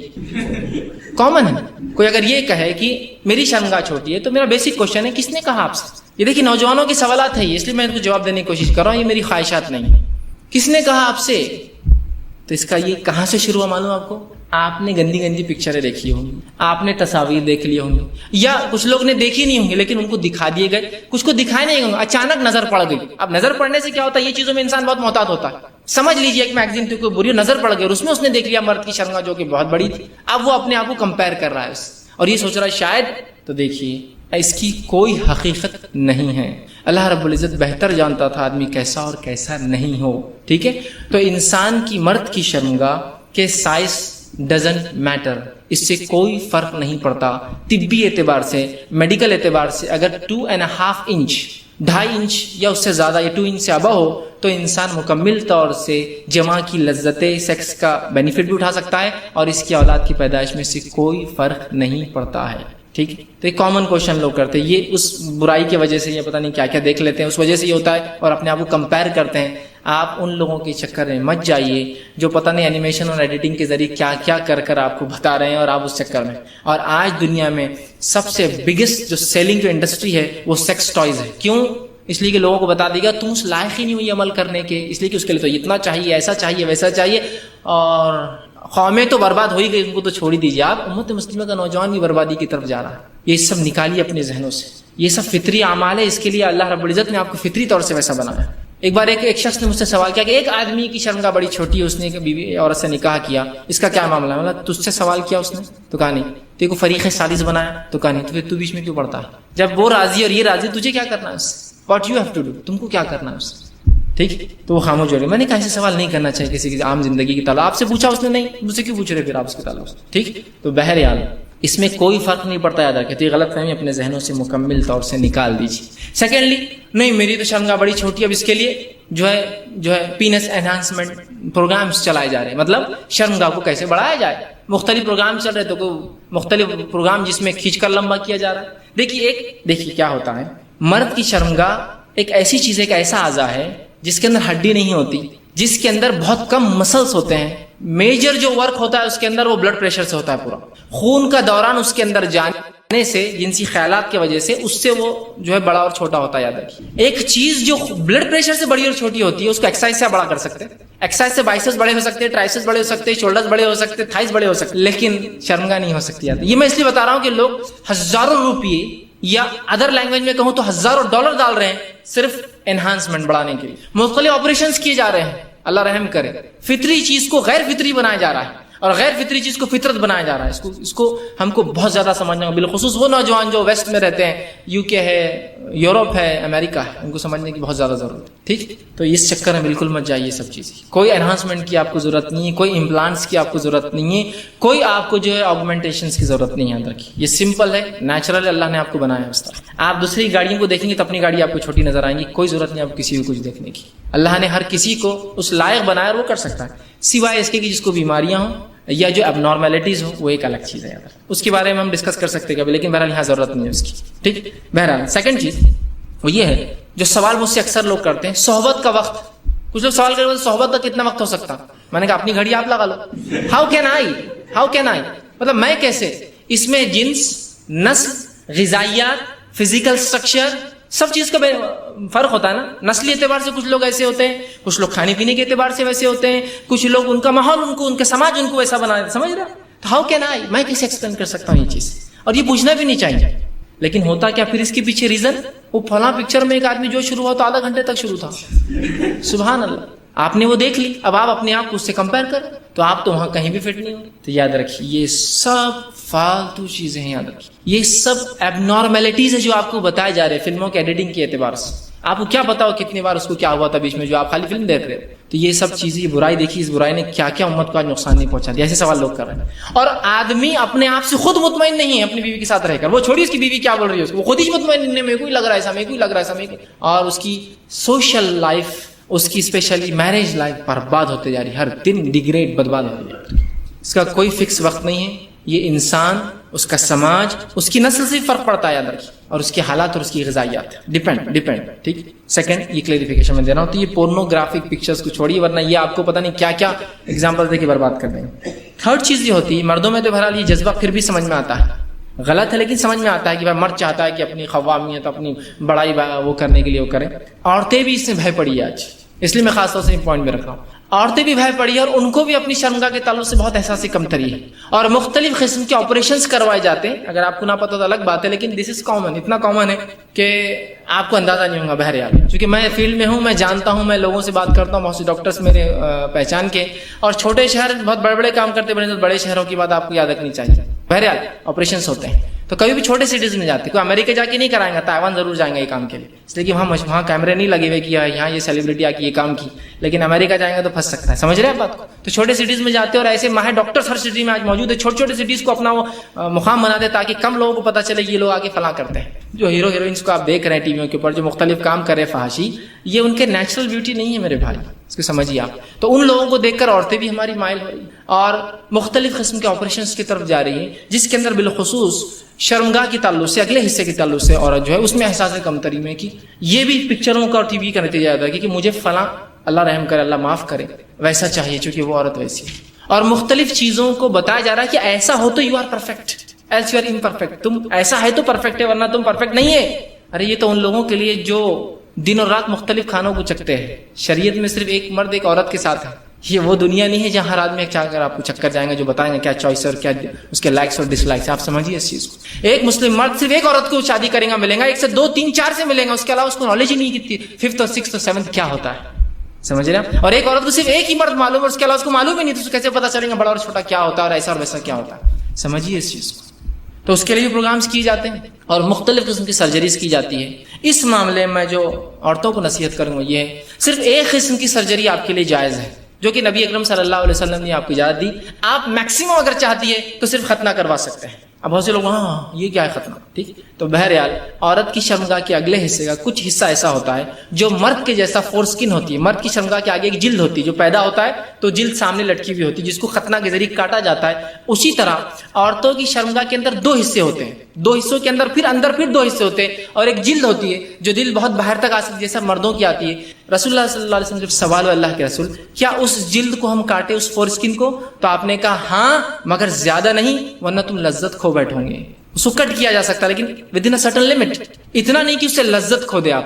لذت سمجھ آپ, اس لیے کہ وہ حصہ لذت میں کام آتا ہے, وہ حصہ سیکشل لائف کو انہانس کرتا ہے, وہ حصہ لذت دیتا ہے مرد کو بھی اور عورت کو بھی. تو کہا کر سکتی ہو لیکن اپ ٹو سرٹن لیول, بہت زیادہ نہیں, اس لیے کہ وہ لذت تمہاری مار کھا سکتی. تو عورت کے لیے ختنہ کرانے کے جو شریعت میں جاتے ہیں اتنا صرف کر سکتی ہے. کہ لیکن جب میں ختنہ کی بات کر رہا ہوں تو ہرگز میں FGMs کو سپورٹ نہیں کر رہا ہوں, فیمیل جینیٹل میوٹیلیشن کو میں سپورٹ نہیں کرتا ہوں, کیونکہ وہ ایک الگ عمل ہے. رسول اللہ جو اجازت دے رہے ہیں وہ ایک الگ عمل ہے, یاد رکھیے. ان دونوں کو ختم مت ملائیے, اس لیے کہ ہوتا ہے اسلام پر ایک الزام میں عورتوں کے حقوق مارنے میں ایک الزام یہ ہے کہ اسلام الاؤڈز فیمیل جینیٹل میوٹیلیشن FGMs. اسلام کبھی بھی FGM کی اجازت نہیں دیتا. فیمیل جینیٹل میوٹیلیشن کیا ہوتا ہے آپ کو بتا دیتا ہوں. اس میں ہوتا یہ کہ عورت کی شرمگاہ کے جو 2 حصے ہوتے ہیں دونوں کو کاٹ دیا جاتا ہے, کاٹ کر ان کو چپکایا جاتا ہے پکڑ کر, جیسی نشتر مارتے ہیں, سب بچوں کو کرتے ہیں نا ختنہ, نشتر مارتے ہیں اندر کا حصہ نہیں باہر کا, اور اس کو چپکا دیا جاتا ہے اور اس کو سی دیا جاتا ہے. سینے کے بعد صرف ایک سوراخ نیچے چھوڑا جاتا ہے جس سے پیشاب اور حیض کا خون نکلے. اس کی وجہ کیا بتائی جاتی ہے کہ جب اس کا نکاح ہوگا, نکاح سے پہلے اس کو واپس کھولا جاتا ہے اور کاٹا جاتا ہے تاکہ وہ اپنے شوہر کے لیے بات کرے. شریعت ہرگز اس کی اجازت نہیں دیتی, اور بہت سارے ممالک اس کو کامن پریکٹس سمجھتے ہیں. شریعت میں اس کی کوئی گنجائش نہیں, یاد رکھیے. جو میکسیمم گنجائش ہے وہ ہے صرف ختنہ کی, جو کہ باہر کے حصے کو کاٹ کے نہیں, اندر سے جو ایک فور سکن آتی ہے اس کو کاٹنے کی اجازت ہے. ٹھیک ہے, تو FGM کی بات میں نہیں کر رہا ہوں, صرف ختنہ کی سرکمسیشن کی بات کر رہا ہوں. ٹھیک, آئیے سیکنڈ جو عورتوں میں ایک احساس کمتری کی وجہ سے آج جو بڑھ رہا ہے, جو یہ پکچروں کا اور یہ ویسٹرن کلچر کا اور اپنی چیزوں کو پروموٹ اور اپنے پروڈکٹس کو سیل کرنے کا اور انسانی زندگی کے ہر شعبے میں گھس کر اس کو برباد کرنے کا جو طریقہ ہے, اس میں ایک یہ ہے کہ آپ تو ایسے لگتی نہیں کہ آپ عورت ہیں. تو اب کیا کریں, جسٹ اب آپ جائیے مختلف قسم کے آگمنٹیشن پروگرامز کے لیے, امپلانٹس کے لیے یا انہانسمنٹس کے لیے. یہ کیا ہوتا ہے کہ عورت اپنے سینے کے مختلف آپریشنز کراتی ہے, اس کو مختلف نام دیے جاتے ہیں. سب سے کامن ہے آگمنٹیشن, بریسٹ آگمنٹیشن, کہ اس کو مختلف قسم سے بھائی کس ہیروئن اور کس کے جیسا چاہیے آپ کو, وہ تصویریں دکھا کر اس کو مختلف قسم سے مختلف طریقوں سے مختلف سرجریکل مینس ہے جس میں اپنی چربی نکال کر ڈالی جاتی ہے, جس کے اندر سلیکون جو ہے ڈالا جاتا ہے, یا مختلف اور بھی چیزیں آج کل بہرحال آ رہی ہے, ڈیولپمنٹ کنٹینیوس چالو ہے, وہ ڈال کر اس کے سینے کو بڑھایا جاتا ہے. میں گزارش کروں گا یہ ہرگز شریعتاً جائز نہیں ہے اور یہ حرام ہے, یہ حرام ہے, اس لیے کہ یہ فطرت میں تبدیلی یاد رکھے. ٹھیک, تو یہ بہرحال اس میں کچھ سوالات تھے, وضاحت میں نے ضروری سمجھی. ٹھیک, اب یہ جمع کی بات تھی, دوبارہ میں جمع منع ہے. اب اس کے بعد انسان جو ہے دوبارہ اگر جمع کرنا چاہے تو کیا کرے. ایک بار اس نے جمع کر لیا اپنی بیوی سے, اب ایک اور بار ایک ہی رات میں کرنا چاہتا ہے. بہت سے لوگ سوال کرتے ہیں, تو صحیح مسلم کی روایت ہے, آپ نے فرماتے جب تم میں سے کوئی گھر والی سے ہم بستری کرے پھر دوبارہ جمع کرنا چاہے تو اسے چاہیے کہ وضو کر لے, اس لیے کہ یہ تمہیں واپس ریفریش کرنے میں فائدہ دے گا. مینٹلی آپ پھر ریفریش ہو جاتے ہیں. تو ظاہر سی بات ہے عورت کے لیے بھی ہے تو مرد کے لیے ہے, تو عورت کے لیے وضو یاد رکھیے, ورنہ عورتیں پوچھتے ہمارے لیے کیا, آپ کے لیے وضو.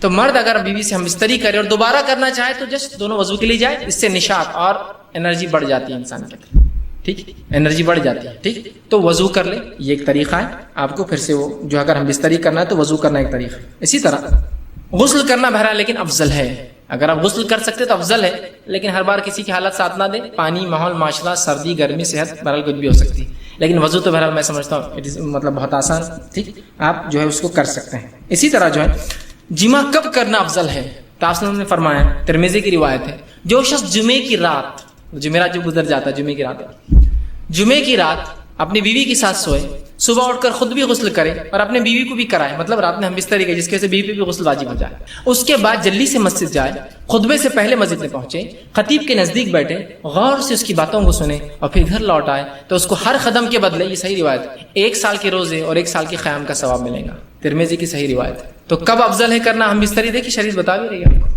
جمعے کی رات ہے نا، لیکن ایک سوال آتا ہے، جمعے کی رات کے علاوہ کیا؟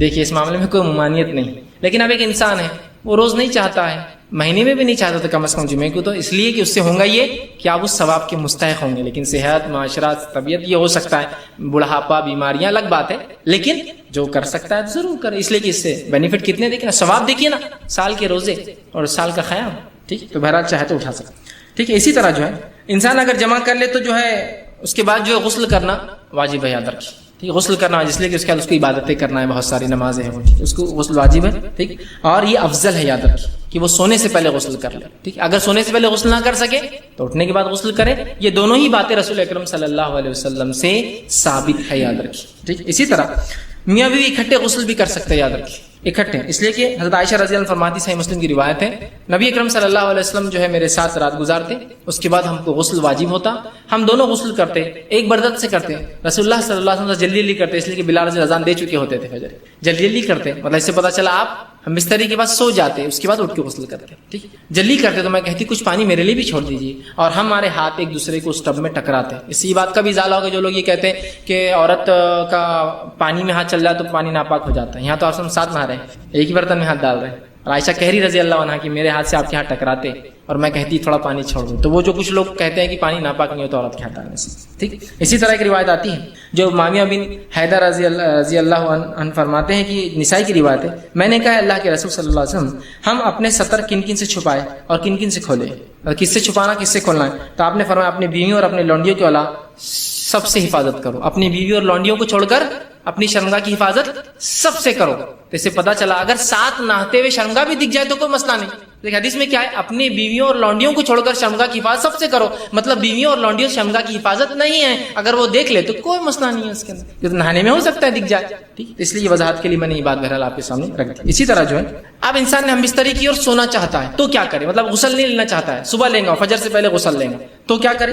تو یاد رکھیے تو وہ سو جائے، لیکن سونے سے پہلے آپ نے فرمایا کہ وضو کر لے، تو آپ کو ہم بستری کر کے سونا ہے، ٹھیک ہے، ایک بار، اور آپ فجر سے پہلے کرنا چاہتے ہیں تو آپ صرف وضو کر کے سو جائے، اس لیے کہ نسائی کی روایت ہے، حضرت عائشہ رضی اللہ عنہ فرماتی ہے نبی کریم صلی اللہ علیہ وسلم جو حالت جنابت میں کھانے کا ارادہ کرتے یا سونے کا ارادہ کرتے تو آپ جو اپنی شرمگاہ دھوتے اور نماز کی طرح وضو کرتے، دو کام کرنا، شرمگاہ کو دھونا ہے اور نماز کی طرح وضو کرنا۔ اس معاملے میں جو طبی فائدے کی چیز ہو سکتی ہے وہ یہ ہے، میڈیکل بینیفٹ یہ ہو سکتا ہے کہ آپ اگر ارادہ کر رہے ہیں آپ سونے کا ہی تو آپ اگر پیشاب کر سکتے ہو تو کر لیں، اس لیے کہ میں نے ایسا پہلے کہا تھا مرد کی شرمگاہ کے اندر منی نکلنا اور پیشاب نکلنے کا راستہ ایک ہی ہے، ایسا ہو سکتا ہے کہ جب انسان ہم بستری کرے اور منی خارج ہو اور کچھ حصہ رہ جائے تو مختلف قسم کی بیماریاں ہوتی ہیں، تو جس کا سب سے بہترین حل ہے انسان یورینیٹ کر لے، پیشاب کر لے، تو وہ منی مکمل نکل جاتا ہے نالی سے اور وہ نالی جو ہے صاف ہو جاتی ہے، تو بہرحال طبی بینیفٹ یہ ہو سکتا ہے، تو آپ پیشاب کر لیں، وضو کریں، اور آپ سن کی حدیث ہے کہ آپ شرمگاہ دھوتے، واش کرتے اس کو دھوتے اور اس کے بعد جو ہے آپ صلی اللہ وضو کر کے سو جاتے،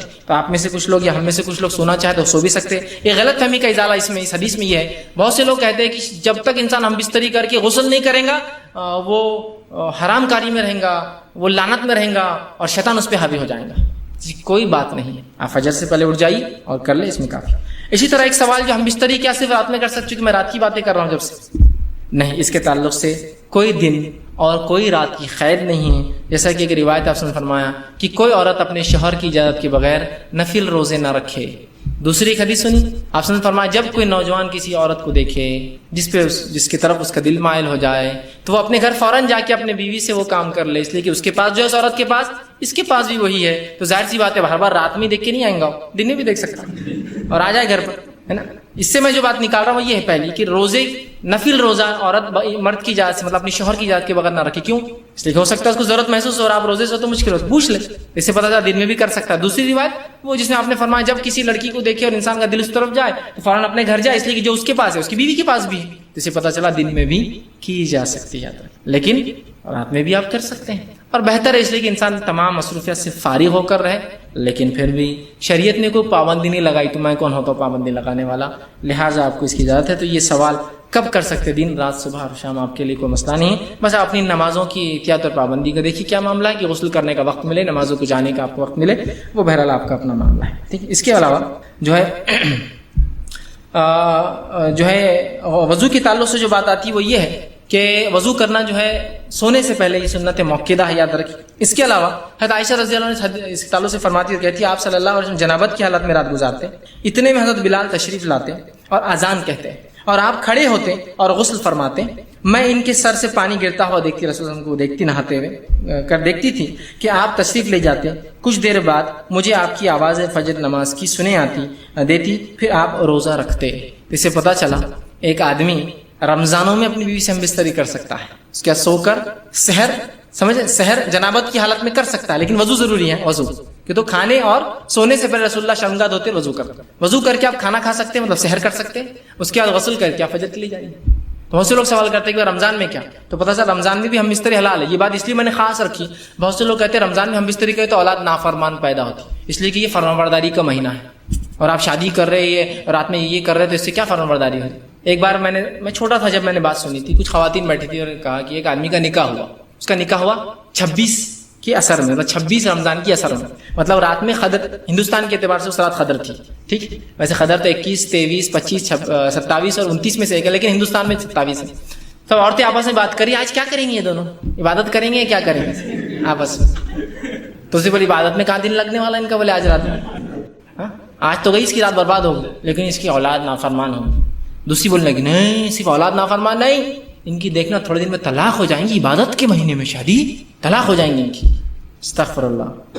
اندازہ لگائیے جس شریعت نے ہم بستری کو بھی صدقہ کہا، اور صدقہ یہ بھی عبادت ایک قسم کی ثواب دیتا ہے نا، آگے میں تفصیلات رکھ رہا ہوں انشاءاللہ۔ تو رمضان میں کوئی ممانعت نہیں ہے، نہ شادی کی ممانعت نہ ہم بستری کی ممانعت۔ ہاں فجر کے لیے آپ کو غسل واجب ہے، سحر کے لیے نہیں، تو سحر کر لیجیے، فجر کے لیے غسل کیجیے اور جائیے، ٹھیک۔ اسی طرح پانی اگر نہیں ہے اور سونا چاہ رہے ہیں آپ، تو بحقیقی کی ایک روایت میں آپ صلی اللہ علیہ وسلم تیمم بھی کیا، تو آپ تیمم کر کے سو جائیے، ٹھیک۔ پانی نہیں ہے آپ کے لیے وضو کے لیے تو آپ تیمم کر کے سو سکتے، شرمگاہ دھو لیجیے، تیمم کیجیے، اور اگر پانی بالکل بھی نہیں ہے تو شرمگاہ بھی نہیں دھو سکتے، آپ تیمم کر لیجیے اور سو جائیے، ٹھیک۔ اسی طرح اگر سونے سے پہلے غسل کر لے، غسل جنابت افضل ہے، نہ کر سکتے اٹھنے کی بات کریں۔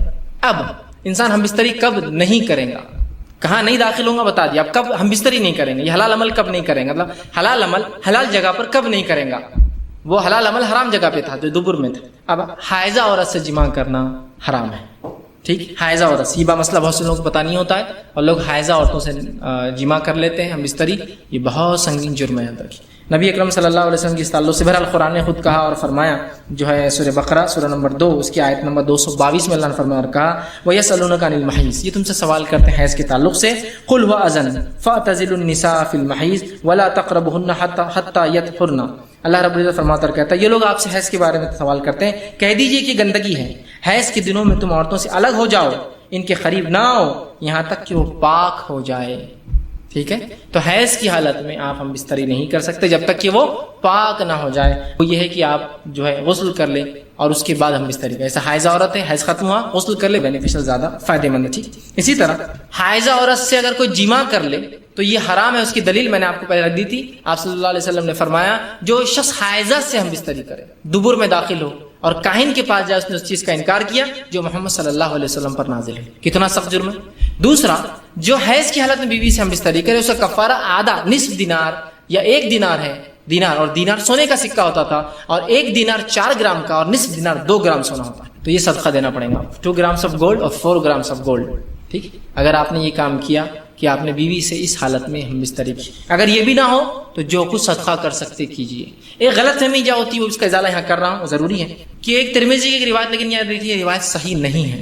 وہ یہ ہے کہ اگر ہم حیض کی حالت میں کوئی شخص اگر اپنی بیوی سے ہم بستری کرے تو اولاد ہجڑا پیدا ہوتی ہے، اور ہر ہجڑا شیطان کی اولاد ہے. یہ روایت بالکل صحیح نہیں ہے، لیکن یہ بات میڈیکلی پروفڈ ہے کہ حیض کی حالت میں بھی جو ہے حمل ٹھہر سکتا ہے. یاد رکھیے بہت ناممکن جیسے، لیکن ہو سکتا ہے. ایسی اب نارملٹیز ہو سکتی ہے کہ ٹھہر جائے. ٹھیک، ناممکن جیسی چیز نہیں، ویسا ہوتا نہیں لیکن ہو سکتا ہے. یاد رکھیے. تو آپ جو روایت ہے کہ ہجڑا، بہرحال یہ روایت صحیح نہیں ہے، لیکن یہ بہت سنگین جرم ہے اور ہم کو اس سے قطعاً اس کے قریب جانے کی کوشش نہیں کرنا چاہیے.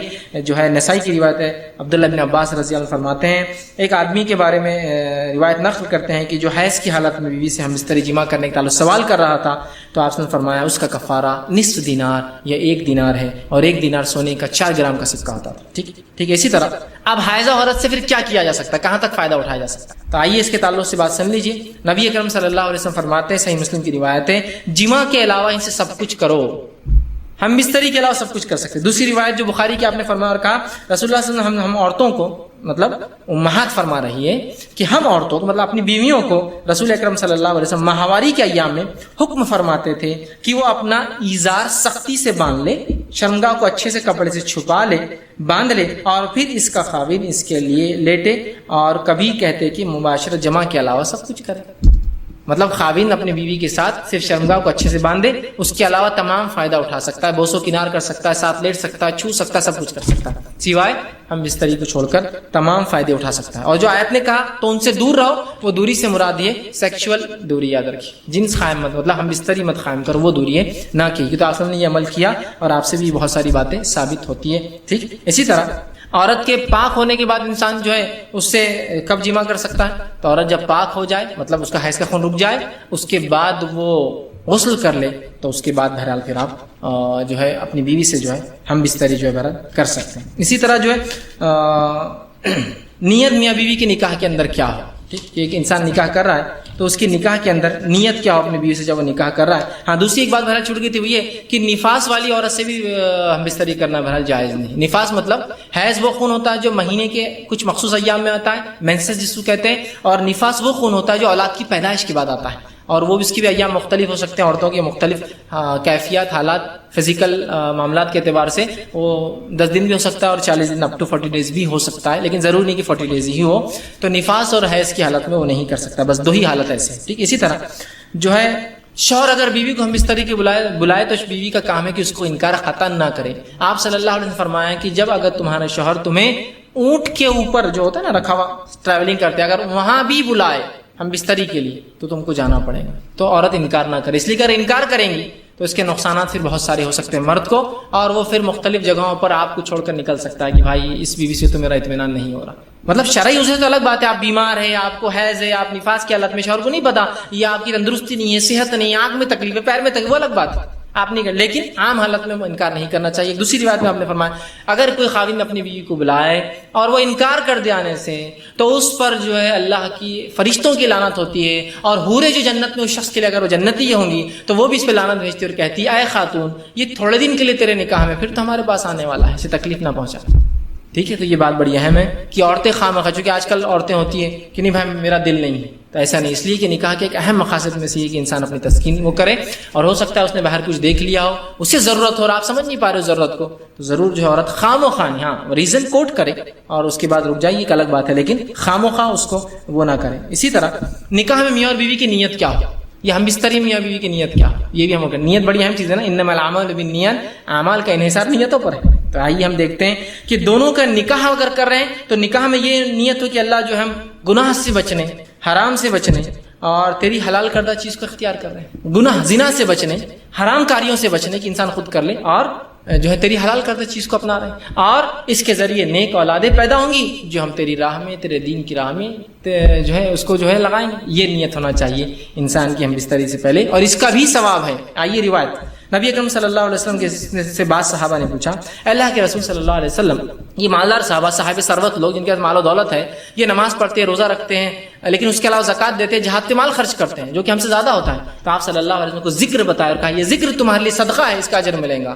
تو صحابہ میں سے کچھ لوگوں نے کہا اللہ کے رسول کیا ذکر کرنے کا بھی صدقہ ہے؟ تو آپ نے کہا ہاں اس کا بھی صدقہ ہے، اور کہا تسبیح کرنا صدقہ ہے، لا الہ الا اللہ کہنا صدقہ ہے، نیکی کا حکم دینا صدقہ ہے، برائی سے روکنا صدقہ ہے، حتیٰ کہ اپنی بیوی سے ہم بستری کرنا بھی صدقہ ہے. تو صحابہ نے کہا اللہ کے رسول ہم تو اپنا فائدہ اٹھا رہے ہیں، وہاں اپنی خواہش پوری کر رہے ہیں ہم بستری کر کے، اور اس کا بھی ہم کو ثواب ملے گا. تو کہا ہاں اگر تم زنا کرو تمہیں شریعت سزا دیتی ہے؟ تو کہاں سزا دیتی ہے. تو کہا پھر جب تم حلال طریقے سے وہ کام کرتے ہو تمہیں ثواب بھی دیتی ہے. جب حرام کرو تو سزا ہے، تو حلال کرو تو ثواب بھی ہے. یہ بھی صدقہ ہے. دیکھیے کتنا پاکیزہ دین ہے. تو بہت سے لوگ جو کہ رمضان میں عبادت کے خلاف، پھر یہ کیا ہے؟ صدقہ ہے نا. یہ بھی تو یہ کوئی گناہ ہے، کوئی حرام کام ہے. تو لوگ پتہ نہیں کیسی کیسی باتیں ذہن میں بہرحال رکھتے ہیں. اسی طرح گھر میں غسل خانہ ہونا یہ بھی واجب ہے، یاد رکھیے گھر میں غسل خانہ ہونا واجب ہے. تو اس کے لیے بہرحال انسان دھیان دے. دیکھیے آئیے آپ سے کیا فرماتے ہیں. ترمذی کی روایت آپ نے فرمایا، حضرت جابر رضی اللہ عنہ حدیث کے راوی آپ فرماتے ہیں اور کہتے ہیں جو انسان اللہ اور اس کے رسول پر ایمان رکھتا ہے وہ اپنی بیوی کو حمام میں داخل نہ کرے. حمام سے مراد کامن حمام، جو پبلک حمام ہوتے ہیں، حمام میں داخل نہ کرے. دیکھیے کتنی بڑی بات ہے. آگے فرماتے ہیں جو کہ اللہ اور اس کے رسول پر ایمان رکھتا ہے، بات بڑی اہم ہے اس لیے اللہ اور اس کے رسول پر ایمان کی بات رکھتا ہے، وہ حمام میں کپڑا باندھے بغیر داخل نہ ہو. اس لیے کہ میں نے کہا نا لوگ حمام میں ننگے داخل ہوتے ہیں. آج بھی بہت سے حمام میں جہاں لوگ مرد رہتے ارے مرد تو ننگے داخل ہوتے. تو کہا کوئی مرد حمام میں بغیر کپڑا سطر ڈھاکے کے داخل نہ ہو جو اللہ اور رسول پر ایمان رکھتا ہے.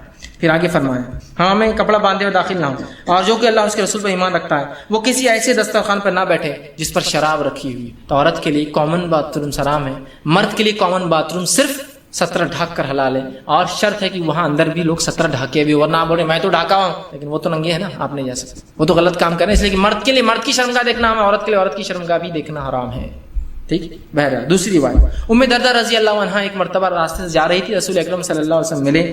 آپ نے ان سے پوچھا، آپ صلی اللہ علیہ وسلم نے پوچھا ام دردہ کہاں سے آ رہی ہو، کہاں گئی تھی؟ تو انہوں نے کہا اللہ کے رسول صلی اللہ علیہ وسلم حمام سے آ رہی ہیں، مطلب کامن باتھ روم یوز کر کے آنو پبلک.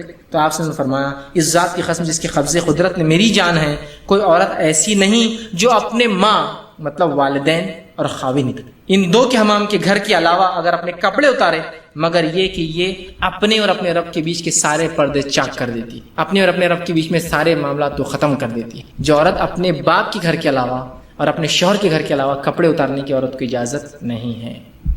جو عورت اپنے باپ کی اور ماں کی مطلب اپنے ماں کی اور سسرال کے علاوہ اگر کپڑے اتارتی، چونکہ ام دردہ پبلک باتھ روم میں گئی تھی، وہاں کپڑے اتاری، نہائے بغیر کپڑے کیسے اتاریں گے؟ کپڑے اتارے بغیر نہا کیسے سکیں گے؟ تو کہا قسم ہے اس ذات کی میرے ہاتھ میں جانے، کوئی عورت اپنے شوہر اور اپنے ماں کے گھر کے علاوہ اگر کپڑے اتارتی ہے تو اللہ اور اس کے بیچ کے سارے پردے چاک کر دیتی ہے. یہ عورت کے لیے بالخصوص ہے کہ عورت خامخواہ گھر سے باہر نہ نکلے، خامخواہ نہ جائے. بہت سی عورتیں شادیوں میں جاتی ہیں اور ہالس کے اندر کپڑے بدل رہی، درست نہیں ہوگا. کیسے آپ کی اجازت ملیں گے؟ کیا فرمایا آپ نے؟ کپڑے نہیں اتار سکتی عورت، اس لیے کہ بہت رسک ہے. اور کتنی احتیاط کے ساتھ حدیث اندازہ لگا لیجیے آپ، کتنی احتیاط اس حدیث کے اندر. آج اکثر جو عام لوگوں کے ساتھ بھی اسکینڈلس ہو رہے وہ اسی وجہ سے ہو رہے، وہ بد احتیاطی کر رہے، کپڑے اتار رہے، کیمرے لگے ہوئے ہر طرف. نیٹ پہ اکثر جو فوٹوز آ رہی ہے، جو لوگ بدنام ہو رہے ہیں وہ ایکچولی بیچارے برے لوگ نہیں ہوتے ہیں، بہت سی بار صرف ان کو کیپچر کر لیا جاتا ہے. احتیاط دیکھیے کیسی بتا دی آپ صلی اللہ علیہ وسلم. اب ہم باہر گئے پھر ہوٹل میں نہانا کیسے؟ نہیں، کپڑا اپنا سطر ڈھاک کر نہیں، عورت بھی اپنا سطر دوپٹہ باندھ لے پورا، اور پھر نا سمجھ رہے ہیں بات کو، ضرورتیں ہو سکتی ہے، حل نکالنا وہ ایک الگ چیز ہے. ٹھیک ہے. تو بہرحال اس معاملے کو سمجھیں. اسی طرح میاں بیوی جب ملتے ہیں تو اس کے بعد جو ان میں وہ عمل ہوتا ہے اس کے بارے میں بات کرنا شریعتاً حرام ہے، یاد رکھیے. بہت سے لوگ ڈسکس کرتے ہیں، بہت سے لوگ ڈسکس نہیں کرتے، تو بہت سے لوگ ان سے پوچھتے ہیں کیا ہوا بھائی. بہت سے لوگ پوچھتے ہیں. اب شادی ہو کسی کی تو ہر آدمی جو آفس میں آ رہا ہو کیا ہوا بھائی. اور یہ راز کھولنا اتنا سخت جرم ہے. پہلے میں اس کا جرم رکھتا ہوں اور بعد میں ہمارے سماج میں کچھ وضاحتیں رکھتا ہوں. اتنا بڑا جرم ہے کہ آپ نے فرماتے ہیں، صحیح مسلم کی روایت ہے، آپ نے فرمایا قیامت کے دن اللہ تعالیٰ کے یہاں سب سے برا شخص وہ ہوگا جو اپنی بیوی کے پاس آتا ہے اور اس کے پاس وہ آتی ہے اور پھر یہ باتیں دونوں جو کرتے ہیں جا کر اپنے اپنے دوستوں میں بولتے ہیں، یہ اپنے دوستوں میں اور وہ اپنی سہیلیوں میں. اللہ کے نزدیک روز قیامت سب سے برا آدمی، سب سے بری عورت وہ ہوں گے جو دونوں ساتھ آتے ہیں، ساتھ سوتے ہیں، وہ کام کرتے ہیں جو ان کے لیے حلال ہے، الگ ہونے کے بعد یہ اپنے دوستوں میں اور وہ اپنی سہیلیوں میں بیان کرتی ہے. سب سے برا آدمی، سب سے بری عورت وہ ہے. لیکن آج تو ہمارے پاس بہرحال یہ ایک دم کامن فینومینا ہے. بلکہ ہمارے پاس یہ غلط فہمی تو یہ ہے کہ ولیمہ تب حلال ہوگا کہ اگر ہم بستری ہوئی تو وہ صبح جب ولیمے میں آتا دوست یا رشتہ دار بولتے حلال ہے کیا ولیمہ؟ اندازہ لگائیے بے شرمی اور بھائی کو شیطان نے کیسا لیگلائز کر دیا. رسول اللہ فرما رہے لعنت ہے, سب سے زیادہ برا انسان وہ ہے روز قیامت, سب سے برا وہ ہے, سب سے برا شخص, سب سے برا سمجھتے ہیں نا, سب سے برا, سب سے گھٹیا. اور ہم پوچھ رہے ہیں ایک دوسرے سے, ارے یہ پوچھنا تو چھوڑ دیجیے, میں ایک واقعہ سناتا ہوں آپ کو. سر ایک صاحب تھے, ان کا نکاح ہوا, نکاح ہونے کے بعد وہ بڑے پریشان نظر آئے, باتیں آ جاتی ہے بہرحال پھر پہنچ جاتی ہے, اڑتے اڑتے آ جاتی ہے, لوگ بیان کرتے ہیں. ہوا یہ کہ ان کے بیوی کے ذہن میں بھی یہ بات تھی کہ نکاح تب تک حلال, ولیمہ جب تک حلال نہیں ہوتا جب تک ہم بستری نہ ہوئی.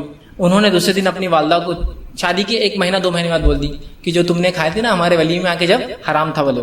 ماں کو غصہ آ گیا, مطلب ساس لڑکی غصہ آ گیا, ہاں داماد نے حرام کھلایا, ٹھیک ہے بولے. پوری پنچ بیٹھ گئی, پنچ بیٹھ کر اس عورت نے جو لڑکی کی ماں آ کر کہا کہ وہ ولیمہ حرام تھا, اس نے حرام کھلایا, کمینے نے بولے. اب وہ مرد وہ لڑکا کیا بولے گا, بیٹھا ہوا نیچے منڈی کر کے, کتنی بے شرمی.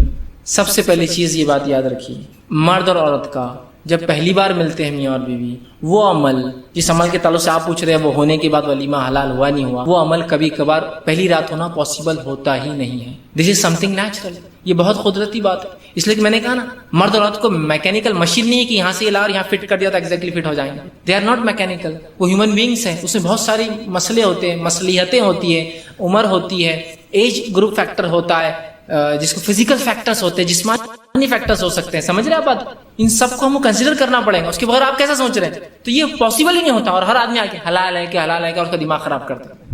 وہ کوشش کی الگ بات ہے لیکن نہ ہو پایا, اور ہوتا ہے ایسا. دس از سم تھنگ, میں اس لیے کہہ رہا ہوں کہ بہت سے نوجوان صرف درندے اس لیے بن جاتے ہیں پہلی رات کی, ان کو یہ پتا چلتا ہے کہ یہ ضروری ہے کل حلال کرنا ہے میرے کو ولیمہ, بس ولیمہ حلال کرنا ہے تو اب کچھ بھی کرو, اپنے فریق کے ساتھ پہلی رات کی مکمل زندگی بھر کے رشتے خراب کرو. کیا سوچیں گی وہ لڑکی اپنی زندگی بھر کی, یہ کمینہ تھا, اس نے ایسا سلوک کیا پہلی رات میں. پاسبل نہیں ہے, تکلیفیں ہوتی ہے. میں بتا رہا ہوں نا آپ کو, ڈاکٹر دواخانے جانا پڑتا ہے, اس حد تک نوبتیں آ جاتی ہیں. اس لیے بس ولیمہ حلال کرنا ہے آپ نے, ولیمہ حلال کرنا ہے آپ نے. تو میں کہتا ہوں ایسے لوگ جو سوال کرتے ہیں نا, ان کو نزدیک بنا, ادھر آئیے بولنا, اور ایک زور سے کھینچ کے دینا, حلال ہے بولنا, جاؤ حلال ہے. کسی کو اور سوال ہے بولنا. رسول اللہ فرما رہے سب سے برا شخص جو بولے, اور تم پوچھ رہے ساس کیس ڈال رہی ہے اپنے داماد پر کہ حلال نہیں تھا, تعجب کی بات ہے, اللہ رحم کر. کیا جہالت بولیں گے. کبھی توحید اور شرک پر ایسا نہیں ہوا کہ یہ شرک مشرک ہے اس لیے کبھی پنج بٹھایا جائے, یہاں بٹھا رہے برابر. کیا عجیب بات ہے, کیا مطلب اس کے بارے میں غلط فہمیاں ہم میں پائی جا رہی ہیں. اندازہ لگائیے. تو ولیمہ حلال ہے پوچھنا یہ حرام ہے, یاد رکھیے. اس لیے کہ اگر وہ ہاں کہیں گا مطلب وہ بتا رہے کہ ایسا ہوا, تو آپ یہ نہیں کہہ سکتے کہیں یہ بے شرمی کی بات ہے, شریعت مجھے اس کی اجازت نہیں دیتی ہے. سمجھ رہے ہیں بات. اور یہ کبھی طریقہ نہیں, یہ صرف حرام کاریوں کو حلال طریقے سے, یا آپ کی کیے گئے عمل کو حرام طریقے سے, آپ کی نیوز خبروں کو کھینچنے کا طریقہ ہے. اللہ رب العزت سے ہماری حفاظت کرے. ٹھیک. اسی طرح ولیمہ کرنا واجب ہے. جب میاں اور بیوی مل جائے اس کے بعد بہرحال ولیمہ کر سکتے ہیں, جیسی انسان کی استطاعت ہو, جیسا معاملہ ولیمہ کرے. ٹھیک. یہ چونکہ نکاح کا بھی لیا میں نے, دونوں چل رہے تھے ساتھ میں, ہمارا عام بھی چل رہا تھا نکاح والا, تو اب نکاح چونکہ ہوا تو اس کے لیے ولیمہ واجب ہے. دوسرے دن, تیسرے دن, چوتھے دن بہرحال ولیمہ وہ کر سکتا ہے, اور جیسی استطاعت جیسا کھانا ہو سکتا ہے بہرحال وہ کر سکتا ہے. ٹھیک ہے. اسی طرح یہ غلط فہمی ہوتی ہے لوگوں کو کہ میں کتنے دن اپنی بیوی سے دور رہوں تو میری شادی ختم ہو جاتی ہے. تو یہ غلط فہمی جو پائی جاتی ہے وہ یہ ہے کہ 4 مہینے اگر ہسبینڈ وائف سے دور رہا, شوہر بیوی سے دور رہا, تو رشتہ ختم ہو جاتا ہے. تو ایک صاحب تھے بیچارے, وہ باہر جاب کے لیے گئے, جاب کو جا کے آنے کے بعد 4 مہینے کے اندر آ گئے. میں نے کہا ماشاءاللہ بہت جلدی چھٹی مل گیا, کفیل چینج ہو گیا, مطلب آپ پھر سے ایک ویزا لگا رہے ہیں, یا پہلے وزٹ ویزا پہ گئے تھے اب جاب ویزا. تو کائے کا جاب ویزا اور کائے کا وزٹ ویزا بولے. بیوی کو کس نے بول دیا, دوسری عورتوں نے, کہ بولے 4 مہینے زیادہ شوہر باہر تو خود بخود شادی ختم ہو جاتی. جو چلائی بولے کہ 15 دن میں آنا پڑا ہے ہمیں. 3 مہینے ہو گئے تھے, بولے 3.5 مہینے میں پہنچ گیا. ہاں بول کے تھک گیا میں, ایسا نہیں ہے بولے. نہیں بولے حضرت عمر نے بولے تھے بولے. تو میں نے سمجھا میرے بھائی, حضرت عمر نے جو ہے ایک بار حفصہ رضی اللہ عنہا جو امہات ہے رسول اللہ صلی اللہ علیہ وسلم کی بیوی تھی, بعد میں جب آپ خلیفہ بنے تو آپ طے کر رہے تھے کہ ایک فوجی کو کتنے دن میں چھٹی دینا چاہیے, منیمم ہاؤ مینی ڈیز چھٹی, تاکہ وہ گھر جائے. تو آپ نے اپنی بیٹی چکی تھی اور امہات سے کہا کہ ایک عورت کتنے دن بغیر شوہر کے رہ سکتی ہے. تو انہوں نے کہا 4 مہینے تک درست ہے, اس کے بعد مشکل ہوتا ہے. تو کہا پھر فوجیوں کو 4 منتھس کے بعد کمپلسری ہالیڈے ملے گا. تو 4 مہینے کے بعد واپس جانا ہے اپنے گھر میں, پھر آنا ہے. سمجھ رہے ہیں بات کو. یہ رسول اللہ کا ڈکٹیشن نہیں تھا, یہ رسول اللہ کی سنت نہیں تھی. یہ تو ایک مصلحت کے تحت, ضرورت کے تحت کیا گیا. لیکن اگر میاں بیوی دونوں راضی ہے سال بھر کے لیے, 2 سال کے لیے, لیکن میں بھی اجازت دوں گا کہ آپ 4 سال اور 6 سال باہر رہیں, سبحان اللہ, پھر کیوں شادی کرتے ہیں؟ اس کی تکلیف زندگی اس کو وہیں شادی کر کے 6 سال تو وہاں ہیں آپ, شادی وہاں کیجیے, یہاں مت کیجیے ہندوستان میں. آپ سمجھے, بہت سے لوگ شادی یہاں کرتے ہیں, 4 سال چھوڑ کے جا رہے ہیں. یہ تو بالکل قطعاً میں اجازت نہیں دوں گا, میں بھی کہوں گا ظلم ہے. مجبوریاں الگ ہو سکتی ہے, حالات بہرحال وہ ایک الگ شکل ہے عام حالات میں. آپ پھر وہاں شادی کیجیے نا, 4 سال وہاں ہیں, کچھ دن یہاں آتے ہیں. ورنہ ایسی بھی لڑکیاں بیچاری شادی ہوتی, والدین دے دیتے, 4 سال میں 1 بار شوہر آتا باہر سے. اللہ رحم کرے. بہرحال تو یہ 4 مہینہ غلط فہمی ہے، لیکن میاں بیوی اگر کامنلی ڈسکس کر کے طے کر لیتے ہیں کہ بھائی 4 منتھس کیا 1 year at least 11 months 12 months میں آ جائیے 1 منتھ کے لیے، ٹھیک ہے. لیکن اگر بیوی راضی نہیں ہے تو آپ نہیں جا سکتے، اس لیے کہ پھر خدشہ ہے کہ وہ کوئی غلط کام نہ کر لے آپ کی غیر میں. کیونکہ جیسا آپ کو جنس ہے، خواہش ہے، اس کو بھی جنس ہے، اس کی بھی خواہشات ہیں، اور شریعت نے دونوں کی خواہشات کو مد نظر رکھتے ہوئے ہی تمام باتیں یہ کہی. ٹھیک. اسی طرح جو ہے ایک سوال جو آتا ہے، کسی کا نکاح نہ ہوا ہو تو ٹھیک وہ اپنی شرمگاہ کیا استعمال کر سکتا ہے یا کر سکتی ہے؟ نکاح نہیں ہوا، نکاح کے بعد ہی شرمگاہ استعمال ہوگی، لیکن اگر نہیں ہوا ہے نکاح، مرد ہے عورت ہے، تو کیا شرمگاہ کا استعمال کر سکتی ہے جسم ذہنی سکون حاصل کرنے کے لیے؟ تو یاد رکھیے یہ جائز نہیں ہے. ٹھیک ہے، جس کو مشت جنی بولیں گے، ماسٹربیشن بولیں گے، اور یہ مرد اور عورت دونوں کر سکتے ہیں. ٹھیک ہے، تو یہ شرمگاہ کا ایسا استعمال شریعتاً جائز نہیں ہے، یاد رکھیے. اور علماء نے فقہاء نے اس کو مکروہ کی اصطلاح میں جو ہے اس میں رکھا، یاد رکھیے. ٹھیک، تو لہٰذا اس سے پرہیز کریں، اس لیے کہ اس کی جو نقصانات ہیں دے آر مچ ہے، بہت زیادہ لاسز ہے، جس کے اندر انسان اپنی مکمل توانائی طاقت ہے اسی میں گنوا کر شادی کی عمر آنے تک جو اپنی صحت، اپنا جسم، اپنی عقل، اپنی صلاحیتیں، اپنی سوچ کو برباد کر چکا ہوتا ہے. پھر اس کو بیوی کے ساتھ رہنے میں مزہ نہیں آتا، اس کو اپنی سوچ کے ساتھ اور اپنے جو ہے شرمگاہ سے وہ خود فائدہ اٹھا لیتا ہے. یاد ہے کہ شرمگاہ کا استعمال میاں اور بیوی کر سکتے ہیں، اس کے علاوہ کی اجازت نہیں دی جا سکتی. یاد رکھیں. ٹھیک. اب آئیے آخری بات اور آخری کلمات یہ کہ اب یہ کون کر سکتا ہے یہ عمل؟ اب تک میں جو بولتا آیا یہ عمل کون کر سکتا ہے؟ وضاحت کے لیے کر رہا ہوں صرف. یہ عمل صرف اسلامی شریعت کے اعتبار سے میاں بیویوں سے یا بیوی سے اور بیوی اپنے شوہر سے کر سکتی ہے. یہ جو میں اتنا بولتے آ رہا تھا جب سے کیا کیا کرنا ہے یہ کون کر سکتا ہے، آخر میں نہ بولا تو پتا چلا کہ بھائی اب تو معلوم ہو گیا. وضاحت کے لیے کر رہا ہوں کہ تو لوگوں کو کیا ہوتا ہے فتویٰ شاپنگ کرتے ہیں، جو بات پسند کی آگے اتنا لے کے اپنا عمل نکال گیا، ہم نے سن لیے تھے وہاں. تو یہ عمل صرف وہ کر سکتا ہے، ایک آدمی اپنے بیوی یا بیویوں سے یا ایک عورت اپنے صرف شوہر سے یہ کام کر سکتی ہے، جس کو سیکس، جس کو ہم بستری، جس کو جماع کہتے ہیں. ٹھیک ہے، یہ صرف میاں اور بیوی کر سکتے. ٹھیک. اب اس کے علاوہ کون نہیں کر سکتا؟ تو اس کے علاوہ کوئی بھی کسی سے نہیں کر سکتا یہ عمل. کہ تو آج تو پتہ نہیں کون کس سے کر رہا ہے. مرد اور عورت کو تو سمجھ میں آتا تھا، عورت اور عورت، اور مرد اور مرد، اور مرد اور جانور، اور جانور اور مرد، اور پتہ نہیں عورت اور جانور، اور پتہ نہیں کیا چل رہا ہے. اس لیے میں کہہ رہا ہوں وضاحت ضروری ہے. ہومو سیکشولیٹی، بسٹیلٹی اور این نمبر آف چیزیں میں وہ کر سکتا ہوں. تو یاد رکھیے، تو یہ صرف ایک مرد اپنی بیوی یا بیویوں سے اور ایک بیوی اپنے شوہر سے کر سکتی ہے. اس کے علاوہ کوئی بھی کسی سے یہ کام نہیں کر سکتا، کوئی بھی کسی سے کام نہیں کر سکتا. ٹھیک ہے، بات واضح ہے. اب اگر میاں بیوی کے علاوہ یہ کام کوئی کرتا ہے، ایک مرد اور ایک عورت یہ کام کرتے ہیں، تو اس کام کو جس کو ہمارے زمانے میں، میں افسوس کے ساتھ کہہ رہا ہوں، دل پر پتھر رکھ کر کہہ رہا ہوں، ہمارے زمانے میں جس کو ہم فیشن، ایک عام بات، لڑکا لڑکی نے فلاں عمل کر لیا، زندگی گزارنے کا طریقہ ہے بھائی، اس کے بغیر زندگی تھوڑی گزرتی ہے، جس کو ہم ایک غلطی، ایک غلط فہمی، ایک لا علمی، ایک معصومیت کا نام دے کے بہرحال رکھ رہے ہیں. یہ عمل کو اسلام میں زنا کہتے ہیں. سیکس آؤٹ آف ویڈلاک اسلام میں جائز نہیں، اس کو فورنیکیشن کہتے ہیں، اس کو اڈلٹری کہتے ہیں. اس لیے کہ زنا جو برائی لاتا ہے وہ یہ ہے، شریعت چاہتی ہے کہ تمہاری نسلیں درست ہونا. نسلوں پہ بڑا اہمیت ہے شریعت میں، جینالوجی، آپ کی نسلیں درست. اور جب انسان زنا کرتا ہے تو حرامی لوگ انٹروڈیوس ہوتے ہیں نسلوں کے، اور یہ بہت سخت جرم ہے شریعت. تو صرف میاں اور بیوی عمل کر سکتے، اس کے علاوہ کرنا شریعت زنا، اڈلٹری، فورنیکیشن، سیکس آؤٹ آف ویڈلاک اسلام میں جائز نہیں. یاد رکھیے کسی بھی لحاظ سے جائز نہیں، یہ بہت سخت جرم ہے. لیکن دنیا نے آج اس کو فیشن، ایک عام بات چلتا ہے، کیا ہوتا ہے سب کر رہے ہیں. معصومیت، بچوں سے غلطی ہو جاتی ہے ایسی، یہ غلطی نہیں ہے، بہت سنگین چیز ہے. اس کے لیے بچوں کو آپ کو تربیت دینا ہوگی، ان کے نکاح نہیں بھی ہوئے تو ان کو تربیت دینا ہوگی، تاکہ وہ پتہ چل جائے ان کو کہ کہاں یہ چیز کا استعمال ہو اور کہاں یہ نہیں ہو سکتا ہے. ٹھیک ہے، تو یاد رکھیے جس چیز کے لیے شریعت اتنی بڑی سزا دی وہ معمولی گناہ نہیں ہو سکتا. یاد رکھیے. اب بہرحال تو اب جو چاہے اس عمل کا فائدہ اٹھانا، جو چاہے کہ ہم بستری کا فائدہ اٹھائے تو کیا کرے وہ؟ بہرحال شادی کرے، یہی اس کے لیے ایک طریقہ ہے. ٹھیک، اور یہ آدھا دین ہے. یاد رکھیے آپ صلی اللہ علیہ وسلم نے نکاح کو آدھا دین کہا، طہارت کو آدھا ایمان کہا ہے نا. تو نکاح آدھا دین ہے. تو جو چاہتا ہے اس نعمت کا فائدہ اٹھائے اور لطف اندوز ہو دنیا کے اندر، جس شادی کیجیے، یہی اس کا جائز اور بہترین طریقہ ہے. والدین اس سے بچوں کے لیے خاص طور سے غور کریں کہ ان کے نکاح میں وہ جلدی کرے، تاکہ وہ اپنی شرمگاہ کے شر سے اور اس کے غلط استعمال سے بچتے رہیں. بہرحال اس سے ان کا آدھا دین ہی مکمل ہوگا اور وہ برائی سے بچتے بھی رہیں گے. بہرحال میں اپنی بات اسی پر ختم کروں گا. میں نے کوشش کی کہ جو کچھ باتیں جو جائز حلال ہے اور جو حرام ہے رکھوں، کچھ باتیں آگے پیچھے میں نے کور کی نکاح کے تعلق سے، اور کچھ وضاحتیں میں نے بہرحال کچھ پوائنٹ جو کنٹینیو کوشچنس تھے اس کو میں نے جواب دینے کی کوشش کی.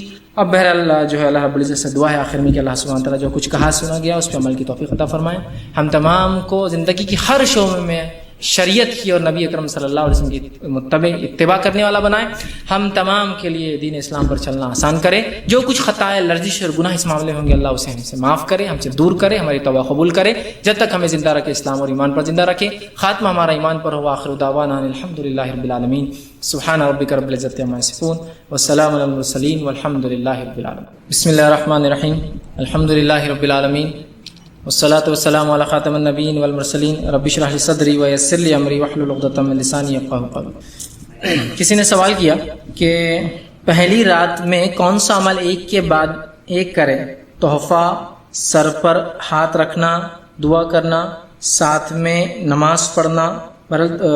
ترتیب بتائیے. کسی نے سوال کیا اسی ترتیب کیا ہوں گی؟ تو سب سے پہلے انسان جب اپنی بیوی سے خلوت میں جائے تو اس کو تحفہ دے، ٹھیک، یا اس کے سر پر ہاتھ رکھے. کچھ بھی بات پہلے ہو سکتی ہے اس معاملے میں. اگر پبلک میں اور وہیں تحفہ دینا چاہتا ہے تو وہاں دے دے. بعد میں گھر میں اندر روم میں جائیں گا تو سر پہ ہاتھ رکھیں گے. اگر پبلک میں یہ نہیں ہوا، جیسے آپ نے تو سب کے سامنے دیا ہے عائشہ کو، وہاں نہیں ہوا تو پھر روم میں جائے تو تحفہ دے، پھر دعا کرے. اینی تھنگ، کچھ بھی ہو سکتا ہے. پھر سر پر ہاتھ رکھے، تحفہ دیا، سر پر ہاتھ رکھا، دعا کی. اس کے بعد ہم بستری کی دعا کر لیں، چاہے ہم بستری پھر کبھی بھی شروع کریں، ٹھیک، دعا کر لیں. یہ ترتیب بہرحال اس کی ہو سکتی ہے. کسی نے ایک سوال کیا، کیا اپنے گھر پر نہاتے وقت کپڑے لے کر نہانا ضروری ہے؟ تو دیکھیے، اگر انسان اپنے گھر میں ہو تو اس کو اختیار ہے وہ جیسے چاہے نہائے، اپنے حمام میں ہو. لیکن اس کے علاوہ ہو تو بہرحال احتیاط کرے. عورتوں کے لیے تو بالخصوص، مرد ہو تو سطر ڈھک کر نہائے. اس لیے کہ بہت سارے صحابہ کے تعلق سے آتا ہے وہ سطر ڈھک کر ہی نہاتے تھے. لیکن کھلے نہانے میں کوئی حرج یا کوئی حرمت حرام نہیں ہے، تو کھلا بھی نہا سکتے ہیں. اور عورتیں اور مرد گھر میں بہرحال کھلے بالکل نہا سکتے ہیں، اس میں کوئی حرج نہیں ہے. باہر ہو تو بہرحال اس کا مسئلہ ہے. یا پھر کوئی چاہے اتنا حیادار ہو کہ اپنی شرمگاہ بھی نہ دیکھنا چاہے، یہ تو بہت افضل اچھی بات ہے کہ وہ اپنی سطر ڈھک کر نہایا کرے، شرمگاہ کو ڈھک کر وہ نہایا کرے. کسی نے ایک سوال کیا کہ آپ نے کہا کہ تسبیح کرنا، اچھا بہرحال یہ سوال عنوان سے متعلق نہیں ہے. اس سوال کیا، what about a boy who is unmarried and sees a girl اور a woman outside? Married man should go to her wife, then what about bachelors? کسی نے کہا کہ ایک لڑکا جو غیر شادی شدہ ہے وہ کیا کرے؟ کہ تو آپ نے فرمایا کہ جو شادی شدہ آدمی کسی عورت کو دیکھے تو گھر چلے جائے اپنی بیوی کے پاس. غیر شادی شدہ کیا کرے؟ تو غیر شادی شدہ میرے مشورے پہ کام کرے، شادی کرے. میں نے آخر میں اس لیے کہا نا، کون فائدہ اٹھا سکتا ہے اس چیز کا؟ جسٹ آپ جو ہے شادی کر لیں، یو گیٹ میرڈ، اور آپ اس کا فائدہ اٹھائیں. اب آپ کہیں گے میں شادی نہیں کر سکتا تو آپ مت دیکھیے، پھر سمپل. مطلب میں یہ نہیں کہہ رہا ہوں شادی شدہ مرد دیکھے، وہ بھی نہ دیکھے، لیکن آپ تو بالکل نہ دیکھے. تو بہرحال غلط دونوں کے لیے. لیکن شادی نہیں ہوئی تو بہرحال آپ کے لیے نظروں کا پردہ بہت اہم ہوتا ہے. یاد رکھیے، یہ پردہ ہی بہت سارے پردوں کی وجہ بنتا ہے. تو مرد کسی کو دیکھے نہ، ورنہ پھر اگر کچھ مشکلات پیدا ہوگی، اور اکثر ہوتا ہی انسان دیکھ لیتا ہے اور پھر خواہشات اس کی عمر پڑتی ہے اور پھر باقی مسائل ہوتے ہیں. تو بہرحال وہ شادی کر لے، یہی اس کے لیے حل ہے. بہرحال شادی، والدین راضی نہیں ہو رہے، ابھی ہم کماتے نہیں، تو سنت نکاح میرا پورا لیکچر دیکھیے، تمام تفصیلات میں اس میں ڈسکس کر چکا ہوں، والدین کے لیے بھی اور بچوں کے لیے بھی، دونوں کیا کریں. کسی نے ایک سوال کیا، آپ نے کہا کہ شرمگاہ کو یہ چوم سکتے ہیں، تو اگر دودھ منہ میں آ جائے تو اس کا کیا معاملہ؟ تو میں سمجھتا ہوں یہ ایک سوال ان کا ہے، وہ شادی شدہ مرد ہے اور بیوی جو ہے بچے کو دودھ پلاتی ہوئی ہے، اس کو دودھ آ گیا اولاد کی وجود میں آنے سے یا اولاد کی پیدائش کے بعد، اس معاملے میں کیا کریں؟ تو دو وضاحتیں کر دیتا ہوں ایک ساتھ، اس میں سوال چونکہ آ چکا ہے. پہلی چیز یہ، آپ صلی اللہ علیہ وسلم حدیث سے فرمایا، میں یہ چاہتا تھا کہ اپنی امت کو روک دوں کہ جب بچہ دودھ پیتا ہے تو اس حالت میں اپنی بیوی سے ہم بستری کریں. اس کا معنی ہرگز یہ نہیں ہے کہ جب بچہ دودھ پیتا ہے، مطلب ایگزیکٹلی ماں جب دودھ پلا رہی جب ہم بستری نہیں کریں. اس کا معنی یہ 2 years آف ڈیوریشن پیدائش کے بعد جو ہوتا ہے، میرا دل چاہتا تھا کہ روک دوں. لیکن پھر میں نے دیکھا فارس کے لوگ اور رومی لوگ اپنے عورتیں اپنے بچوں کو دودھ پلاتی ہیں اور ان کے شوہر ان کے ساتھ رہتے بھی ہیں اور ان کو اس سے کوئی فزیکل نقصان نہیں ہوتا، تو میں اس لیے تم لوگوں کو اجازت دیتا ہوں. تو اس سے پتہ چلا کہ جب رضاعت چالو ہو مطلب 2 سال کا وہ پیریڈ، ایگزیکٹلی لوگ سوال کرتے کیا بچہ دودھ پی رہا اور انسان بستری کرے؟ تو میں کہتا ہوں تم پاگل تو نہیں ہو؟ بچہ دودھ پی رہا، اس کو ماں دودھ پلائے یا تمہارے ساتھ وہ کام کرے؟ مطلب لاجیکلی مطلب کیسا ہو سکتا ہے؟ یہ کوئی میکینیکل تو نہیں نا، آپ کی بھی ادھر کھانا بھی پکا رہی، بچہ دودھ بھی پی رہا اور آپ باقی کام بھی کریں. ہاں مطلب مجھے سمجھ میں نہیں آتا ہے، انسان جب اپنی بیوی کے ساتھ سب سے سکون میں ہوگا تبھی کام کرے گا. تو وہ جو حدیث میں الفاظ ہے ایگزیکٹلی پلانے کا نہیں، ایگزیکٹلی مانا ہے ان ڈیوریشن آف 2 years، وہ 2 سال جو رضاعت کی مدت ہے، تب انسان چاہے تو اپنی بیوی سے ہم بستری کر سکتا ہے. اب لیکن اس دوران ہم بستری کرے تو بھائی کا سوال تھا، اور انسان چھو سکتا ہے چوم سکتا ہے. تو اگر اپنے بیوی سے جو ہے وہ بستری کا ارادہ رکھے یا چھوئے اور چومے، اور بیوی جو ہے دودھ پلاتی ہو بچے کو یا حاملہ ہو تب بھی دودھ آ سکتا ہے اس کو، تو اس معاملے میں پھر کیا؟ تو یاد رکھیے اس معاملے میں آپ کو احتیاط کرنا پڑے گا. بہرحال احتیاط کریں، اور اس کے لاسز ہو سکتے ہیں. تو لہٰذا جب آپ ایسی حالت میں بیوی سے بستری کریں، اور چھونے اور چومنے کی میں نے بات کی، تو لہٰذا پھر وہاں اگر چھوئے اور چومے تو پھر آپ اس معاملے میں احتیاط کریں گے کہ دودھ حلق کے اندر نہ جائے، حلق کے اندر نہ جائے. ٹھیک ہے. کسی نے ایک سوال کیا، کیا عورتوں کا، اچھا وہ سوال بہرحال آ گیا ہے، پی سکتے ہیں؟ ایک دوست نے اس حدیث سے ثابت کرنے کا حوالہ دیا ہے. کسی نے کہا کہ کیا عورت کا انسان مطلب اپنی بیوی کا دودھ پی سکتا ہے؟ عورت سے مراد اب پورے درس میں بیوی تھی، اور مرد سے مراد پورے درس میں شوہر تھا، یاد رکھیے. تو کیا عورت کا دودھ پی سکتا ہے؟ تو شوہر اپنی بیوی کا دودھ نہیں پی سکتا. ٹھیک ہے. تو بہرحال ایک روایت ایسی آتی ہے، لیکن وہ روایت تعلق سے میں بیان کرتا ہوں، وہ میاں اور بیوی کے تعلق سے نہیں، وہ ایک الگ روایت ہے جس میں ایک صحابیہ کا غلط استدلال تھا. ان کا استدلال یہ تھا کہ اگر کسی شخص کو اپنا محرم بنانا ہے تو رضاعت قائم کر لو، رضاعت قائم ہو جائیں گی تو وہ محرم بن جائیں گا. تو ان کو یہ مسئلے کا علم نہیں تھا کہ رضاعت صرف 2 سال میں قائم ہوتی ہے. انہوں نے اپنے غلام کو دودھ نکال کر دے دیا تھا، کھلایا نہیں تھا، نکال کر دے دیا تاکہ وہ غلام ان کا کیا بن جائے؟ محرم، اور گھر میں آ جایا کرے. لیکن ان کو اس مسئلے کا علم نہیں تھا کہ رضاعت صرف 2 سال میں قائم ہوتی ہے. پھر انہوں نے جب امہات سے سوال کیا کہ میں نے اپنے غلام کو تاکہ وہ میرا بیٹا بن جائے اس طرح کا عمل کیا ہے، تو انہوں نے کہا رضاعت صرف 2 سال میں قائم ہوتی ہے. انہوں نے دودھ نکال کر دیا تھا اس کو تاکہ وہ پی لے تو سمجھے نا، رضاعت قائم بیٹا بن جائے. تو رضاعت صرف 2 سال میں قائم ہوتی ہے. ہو سکتا ہے وہ روایت کو لا لیا ہوں انہوں نے، کہا کہ جب غلام پی سکتا ہے تو شوہر کا حق تو زیادہ ہے. دیکھیے باتوں کو سمجھنا پڑتا ہے، لوگ بالکل آؤٹ آف کانٹیکسٹ لے لیتے ہیں. جیسے اگر میں کہوں عورتیں مسجد میں نماز کو جا سکتی تو کتنا مزہ آئے گا، نماز عورت کھڑی ہے، بازو کھڑے نماز پڑھ. ارے میرے بھائی، عورتیں مسجد میں نماز کو آ سکتی تو ان کی مسجد الگ رہتی وہاں. ہم سمجھتے ہی نہیں، مطلب ہم کیا کرتے بس چیز کو ایسا کیوں، سمجھ رہے آپ؟ سمجھیے تو وہ اس میں نہیں ہے، اور ایسی کوئی روایت صحیح ثابت نہیں. اگر انہوں نے کہی تو ان کی مسٹیک اور چوک تھی. کسی نے ایک سوال کیا، معاف کرنا، کوئی شخص اگر پہلے فحش فلمیں دیکھا ہو اور اس کے طریقے اب یعنی حدیث جاننے کے بعد کرتا ہو تو کیا یہ جائز ہے؟ ٹھیک ہے. اچھا سوال ہے. کسی نے ایسی کوئی غلط کام کر لیا زندگی میں، ایسی پکچریں دیکھ لی، ایسا کام کیا، اب وہ کام، وہ عمل وہ اپنی بیوی کے ساتھ حلال طریقے سے کر رہا ہے، تو کیا یہ درست ہوگا؟ تو لہٰذا اگر کوئی شخص اس کو اب پتا چلے کہ یہ تمام چیزیں جو شریعت نے بھی حلال قرار دی ہے، بیٹھ کر، لیٹ کر، اٹھ کر، اور مختلف طریقے سے حلال جگہ کرنا صرف، تو کیا میں اس چیز کو آزماؤں؟ تو اور اگر میں نے پہلے دیکھا ہوں تو بہرحال وہ اس نیت کو چھوڑ دے، اللہ سے توبہ کرے سچی، اور اس کے بعد عمل کرے تو انشاءاللہ عزیز وہ گناہ میں شامل نہیں ہوگا اور وہ کر سکتا. جی بھائی نے اچھا سوال کیا کہ میں نے جو کہا کہ جو مرد رات میں سوئے بیوی کو جمع کرے پھر وہ جو ہے اس طرح سے وہ کرے تو اس کو مرد کو ثواب ملے گا، عورت کو کیا ملے گا؟ تو عورت بھی اس پہ عمل کرے، جمعہ کو جائے، اس کو بھی ثواب ملے گا پورا 1 سال کے روزے اور 1 سال کے اس کا. ٹھیک ہے. حدیث میں الفاظ کیا ہے؟